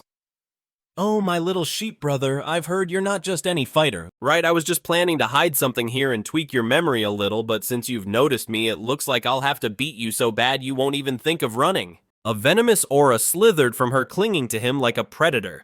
He realized there was no way to drag out the fight. He muttered under his breath, I have money. I'll just buy a new house after this. The woman tilted her head in confusion. Huh, what did you just say? He pointed at her calmly. I said you're already dead. Meanwhile, on the street, an elite SWAT martial artist had confronted a criminal. He snuck up and took him down. The SWAT team moved in unison, striking with surgical precision. The enemy cornered but unfazed. Scoffed. You guys need to escape with the golden genome. I'll cover you. Isuji will draw their fire. Ha ha, come at me trading my life for yours. It's worth it. Then he unleashed the forbidden burning blood gnar. His body erupted in a surge of crimson energy. Just then, a dazzling blue beam erupted over his head, streaking across the sky, and a charred human figure crashed in front of Zhu Yi, slamming into the ground and leaving a huge crater. Zhu Yi's eyes widened. Yao Mei, wasn't that a white nanosuit? Why do you look like a piece of burnt toast? I just risked my life to buy you time. What happened? Don't tell me. Someone's still after you. Yao Mei climbed out of the crater. Her face was grim. She'd almost been taken out. If it weren't for the nanosuit's self-repair function, she'd be in critical condition. The package is hidden. We have to move now. Without hesitation, she threw several custom-made smoke bombs designed to disrupt the senses of martial artists. The SWAT officers immediately realized something was wrong. They're trying to escape. Using the cover, the two of them slipped into the underground sewers. Half an hour later, they emerged from a narrow alley leaning against a crumbling wall, panting. We finally lost them. I gotta say, these nanosuits are worth every penny. They took the hit like champs, but just as they started to relax, his voice echoed in the alley. Hello, gorgeous. You still haven't explained why you broke into my house, have you? You see, there's a little problem here. You thought you were just picking some random neighbor to mess with, but you chose me. And as a thank you gift for trespassing, I'm going to make sure you have a very memorable time, too. Zhao Yi stared at Yi in disbelief. How did you find us? He wasn't about to explain anything. Yao could have been contaminated with his nuclear radiation. It was as if she was carrying a GPS tracker. Conveniently for him, his philosophy was to not talk, but to fight, and his flesh and blood demon form needed some sparring partners. And look who volunteered. Ever since he mastered that technique, he had gained total control over his own body. The force of his energy made the air pop as his fist, heavy as a wrecking ball, shot out towards Zhu Yi. Zhu Yi crossed his arms just in time to block. With a deafening boom, a black and red beam of energy pierced through Zhu Yi's defense like lightning. He felt like he'd just been hit by a freight train. He was blasted off his feet, coughing up blood into the air, and crashed hard, stunned and shaken, and that was just from Yi's right fist. The left fist came right after smashing down from above and sending Zhu Yi flying like a ragdoll. Yao Mei gasped. What kind of martial art was that? A level 6 warrior was just demolished by a kid whose aura screamed beginner-level lord. Who trained you? He smiled brightly at me, all sunshine and menace. I was trained by the legendary Emperor Mola. Emperor Mola. Yao Mei had never heard that name, but now he realized this city was hiding monsters. Just then, Zhu Yi's voice rang out from behind, "Don't get cocky, kid!" Zhu Yi was furious. He had just survived a brutal fight. He'd burned through all his blood energy and was still running on fumes. At 70% power, he wasn't about to be humiliated by some punk. Activating iron-horned rhinoceros beast form. Instantly, his skin took on a metallic sheen gleaming like forged steel, and a thick silver horn glowing with power sprouted from his forehead. Zhu Yi stepped forward. The ground under his feet cracked with a thunderous roar. Yi saw him gearing up for an all-out fight and nonchalantly rolled his wrists, his cells brimming with nuclear fusion. Now this is more like it. But the next second, a figure silently emerged behind him. It was Yao Mei. You didn't expect my nanosuit could turn invisible, did you? I'm the real assassin. Yi spun around instantly. Boom! A punch went straight to her gut. Her nano armor was scorched as she was sent flying, her condition unknown. I don't care who you are. Get out of my way. I have no mercy, not even for pretty faces. He turned someone like Luanu into a swollen mess. What chance did she have? Zhu watched his partner fail miserably. That useless woman couldn't even land a sneak attack. With a furious roar, he charged like a runaway train straight for Jihai. But he had been waiting for this moment. Their fists collided. Force waves rippled through the air, visible to the naked eye. Jihai's punch was loaded with killing intent, and an atomic ray slammed into Zhu Yi's silver armor, but all it left were charred streaks. He raised an eyebrow, slightly impressed. Oh, I didn't expect your defense to be so tough. So much for your confidence, kid. With this iron-horned rhinoceros beast form of mine, not even a tank shell can scratch me. What do you have that can get through it? And it wasn't just his defense. His offensive power had skyrocketed too. He could fend off high-level fighters for a while. Maybe even land a surprise critical hit, but in a prolonged fight, he would start to fall behind. Zhu Yi's eyes gleamed with bloodlust. Die, you brat! There was a twisted thrill in crushing a rising genius with his own hands. He wore a triumphant smirk. No matter how cocky you are against me, you're nothing but a joke. But suddenly he froze. Yi had vanished. Wait, where the hell did he go? He turned around and nearly pissed himself. One of the giant's fingers was bigger than his entire head. Before him stood a towering monster over 100 feet tall. Through the mist, two ghostly blue eyes burned like spectral flames, unleashing a pressure so overwhelming it made the air feel heavy. What is that thing? Zhu Yi's mind went blank before something that triggered only one primal human instinct: fear. This was either a new beast or it could actually be Yi's transformation. He didn't waste a single word, simply raised one hand and brought it down like a mountain. He felt a hurricane-level windstorm bearing down on him. The ground exploded beneath him as if it had been hit by a missile. On pure reflex, he leaped out of the way. A second later, he realized that if he'd been a fraction of a second slower, he would have been annihilated. But it didn't just have one hand. Just as Zhu thought he'd made a narrow escape, bam, the other hand came crashing down. This time there was no lucky dodge. Zhu Yi took the full impact, smashed into the ground like a ragdoll. Its right arm rose again, glowing, humming with energy. In an instant, thunder roared with its punch. Blow after blow rained down like a violent storm. Yao felt her bones shatter, her organs rupture, and her soul nearly leave her body. Nora's system host Titan form activated. Comprehensive physical index from 23.8 to 294. A level 6 martial artist being used as a punching bag. Her heart sank with regret. I was an idiot. Why? Why did I mess with this monster? If this keeps up, Zhu Yi is actually going to die.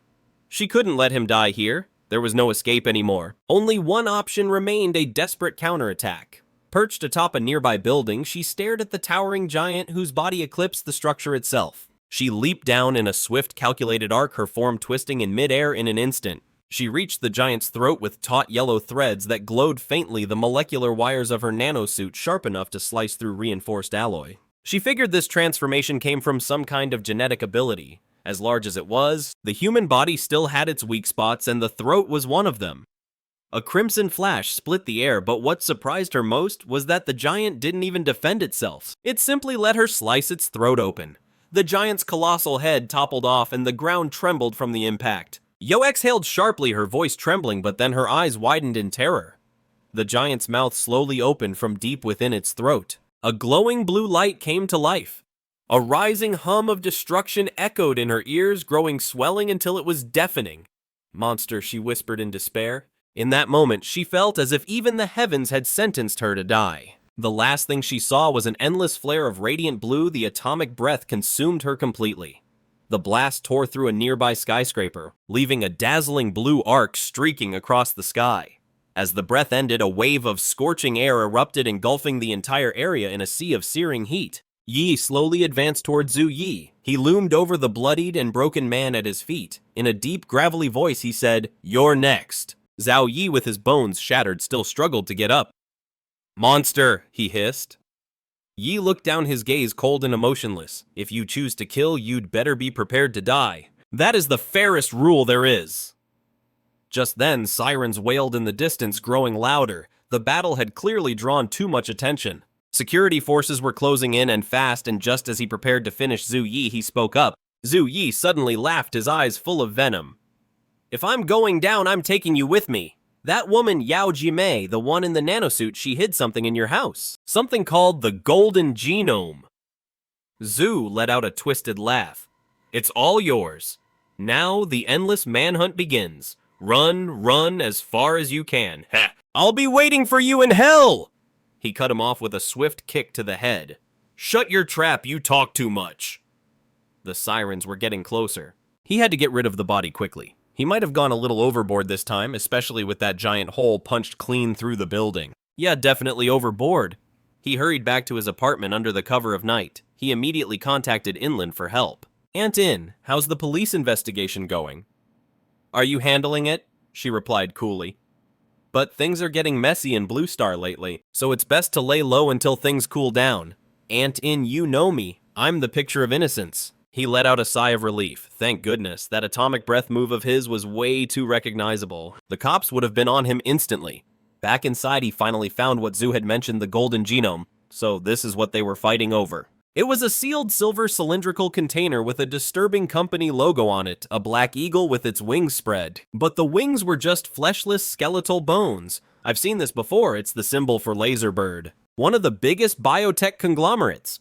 I saw it in the Prometheus file. The guard handed it to me.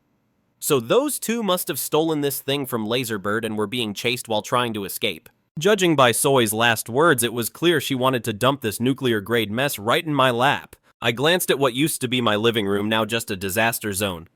Great, I guess it's a hotel for now and I'll find a new place tomorrow. Meanwhile, deep within the Swan Lake Rift, classified as a B-rank anomaly near Onqing, a squad of hunters had just taken down a third-level elite wolf beast. How'd it go? Not bad, made a small profit. Suddenly, one of the female squad mates froze and pointed towards the horizon. Her voice trembled. Captain, look over there. Trees were collapsing like dominoes and the rumble of countless footsteps shook the earth. An endless tide of magical beasts came into view, stretching across the horizon. Atop the head of a crocodile monster larger than a mountain sat a massive throne of bones forged from countless white skulls. And it's well known that when beasts die, their bodies don't leave behind bones, so these must be the remains of high-ranking human warriors. Reclining on that throne was a massive black ape resting like a man, its gaze cold and imposing. Celestial anomalies swirled in the sky. That kind of phenomenon only appears for Overlord-class beasts, a level 5 apex beast. The Crimson-Eyed Black Ape King, alert the military. A Lord-class beast is now leading a massive horde towards Onqing. We can't stop it. Only Grandmasters or higher can deal with this. Damn it, high-level beasts rarely leave their own territory. Why is this happening? Every Lord-class magical beast is a walking natural disaster. They emit a special frequency that only other beasts can hear. Any creature below their rank is instantly forced to obey. They gather around the Overlord, forming its personal army. The black ape on the bone throne slowly opened its crimson eyes, regarding the squad of hunters with a cold imperial and utterly disdainful gaze. The sky darkened. Dozens of massive stone spears materialized high above, raining down like divine punishment. The squad broke into a desperate run for their lives. Emergency B-rank Overlord detected in the Swan Lake Rift. The horde is expanding, requesting reinforcements. I repeat, requesting, but before he could finish, a stone spike crushed him. His last words echoed over the communicator. Overlord confirmed, please respond. Hello, hello. Meanwhile, the crimson-eyed black ape slowly rose from the throne. Then chillingly it spoke. The words thundered through the forest, and the tide of beasts roared in response. Fierce, bloodthirsty cries shook the heavens as the army advanced behind its king. Instantly, the heart-wrenching wail of an alarm beast tore through the silence. The entire city froze. The citizens stood in stunned silence as if the world had become unreal, like a nightmare from which they had yet to awaken. Then the mayor's voice came over the citywide broadcast system. Attention all residents, a massive beast tide has emerged from the B-rank Swan Lake Rift. Estimated time of impact 20 minutes. Our military has already been dispatched to the front lines. I call upon all martial artists and Onin to report immediately. That message snapped everyone back to reality. Panic erupted. Countless people scrambled to escape by car, train, even plane. Please remain calm. Citizens, do not panic. Only children and students may board the evacuation trains at this time. They are our future. If Onqing falls, they must be the ones to carry on. Inside the mayor's office, he said, I told them to call for reinforcements. Which cities responded? The secretary's face was pale. Mr. Mayor, it's not just us. Beast tide alerts are going off all over the country and none are in a position to help. The cities that haven't been attacked yet are busy fortifying their defenses, preparing for the worst. So, what's the word? What did they say? Did any Grandmaster or Superior agree to come, even a single one? Huanan's voice trembled. In Juades, a city neighboring Huanan, a Seraph rank rift just opened up there. All the high-level martial artists from the capital have already been deployed to contain it. Juin collapsed into his chair, his face pale. His sharp political instinct was screaming a truth he didn't want to admit. The entire nation had fallen into a trap. This beast tide wasn't a freak occurrence, but a coordinated and premeditated assault, but he quickly composed himself, taking a deep breath. The determination of his younger years returned to his eyes. There's no time to lose. The battle for Onqing begins now. From this moment on, we're on our own. Meanwhile, at the Chu estate on the estate's training grounds, two figures were sparring fiercely. They were none other than Yi and Chusu. With a single punch, Chusu was sent skidding back across the arena floor. Yi smiled satisfied. Not bad, Chusu. You withstood that punch. Since when have you been learning Xianzhuang's combat techniques? Chuso gritted his teeth. He'd learned them a month ago and still had a long way to go. He stretched lazily, stifling a yawn. But you, buddy, it's only been a month and you're already slacking off more, damn. You almost exploded on the spot from slacking your ass off. You haven't improved. You've evolved. Ciao. Just then, a sharp alarm blared throughout the estate. Both men froze in the middle of their banter, their eyes locked onto the emergency broadcast speaker in the distance. Ancheng is under attack. Chuso's expression darkened. That was a beast tide alert at University Trap. Students have evacuation priority. The message says, proceed to Anson Airport to board flight B521B753 or to the high-speed rail station to take train 423. Yi smirked. What? Don't tell me you're planning on leaving. Chusu closes his eyes. I'm staying too. With your talent, it would be better for you to get out of here. You talk too much. Since when are you such a drama queen? If you don't get it, here's my answer. The fight stirs within me. The blood of Emperor Mola was already surging wildly. Meanwhile, at the Liu family estate, Liu Kingo looked firmly into Inland's eyes. Mother, I want to go. I want to help defend Ancheng. Inland's voice became unusually stern. Do you even have a real chance of surviving? In Ancheng, there are maybe 300 fighters. Adding the veterans and intern volunteers, maybe 500 at most in the face of a beast tide of that size. We're just paper boats in a tsunami, and that overlord-class beast isn't something Ancheng can handle. It takes a grandmaster at a minimum to even stand a chance. Kingo, your life doesn't just belong to you, you carry the weight of our entire family. Liu Kingo was silent for a moment, then said coldly, if a martial family can't even stand up to the beasts, perhaps it doesn't deserve to exist. With that, he turned and closed the door behind him. Inland lit a cigarette. Her eyes were heavy with thought. Anon, we're leaving. And what about that boy? Send him a message, let him decide for himself. Meanwhile, at the edge of the Swan Lake Rift, tens of thousands of martial artists had already gathered. Old man Chun, you're close to 60. What the hell are you doing here? Shouldn't you be getting your granddaughter out of here? Move it, old man sang. If you a cripple can show up, why can't I with my 4 limbs intact? Haha, who would have thought? 30 years later and we're fighting another beast tide together. Old man sang chuckled, leaning on his cane, a leg he lost in that very same battle. Hey, old man sang, when this tide is over, you're moving in with your son in the capital. He lives in that fancy uptown district. They won't laugh at our country bumpkin like you. Old man sang laughed. Forget it. I'll stay here to play chess with you, you stubborn old mule. I was born in this city, and when my time comes, I want to be buried in it too.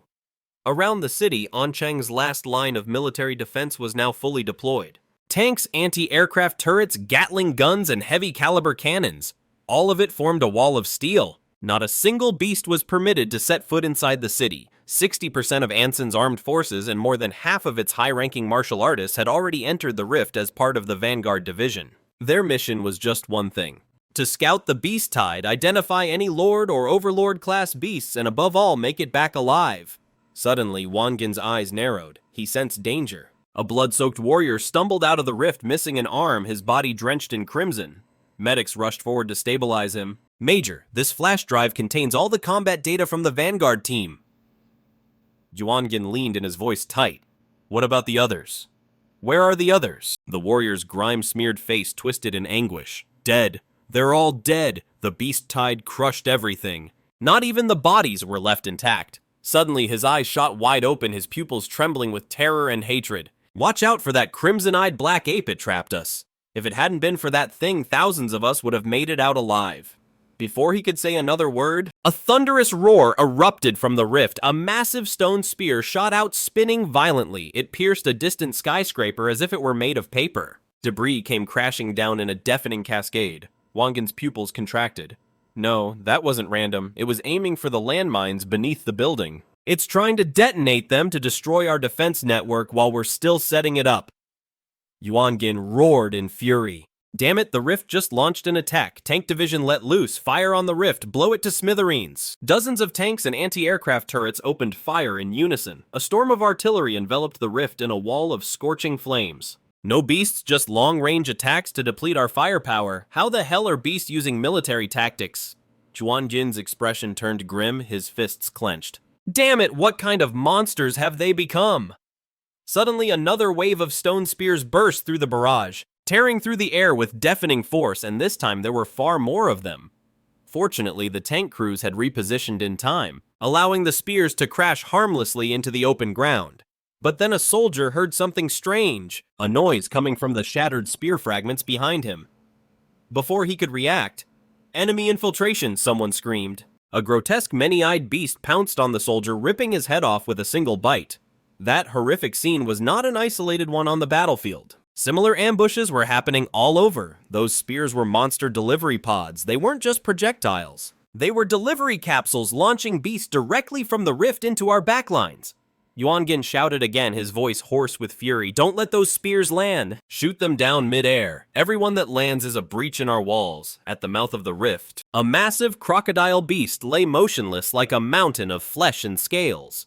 The crimson-eyed black ape narrowed its glowing eyes. Those scarlet pupils gleamed with an unsettlingly human-like cunning.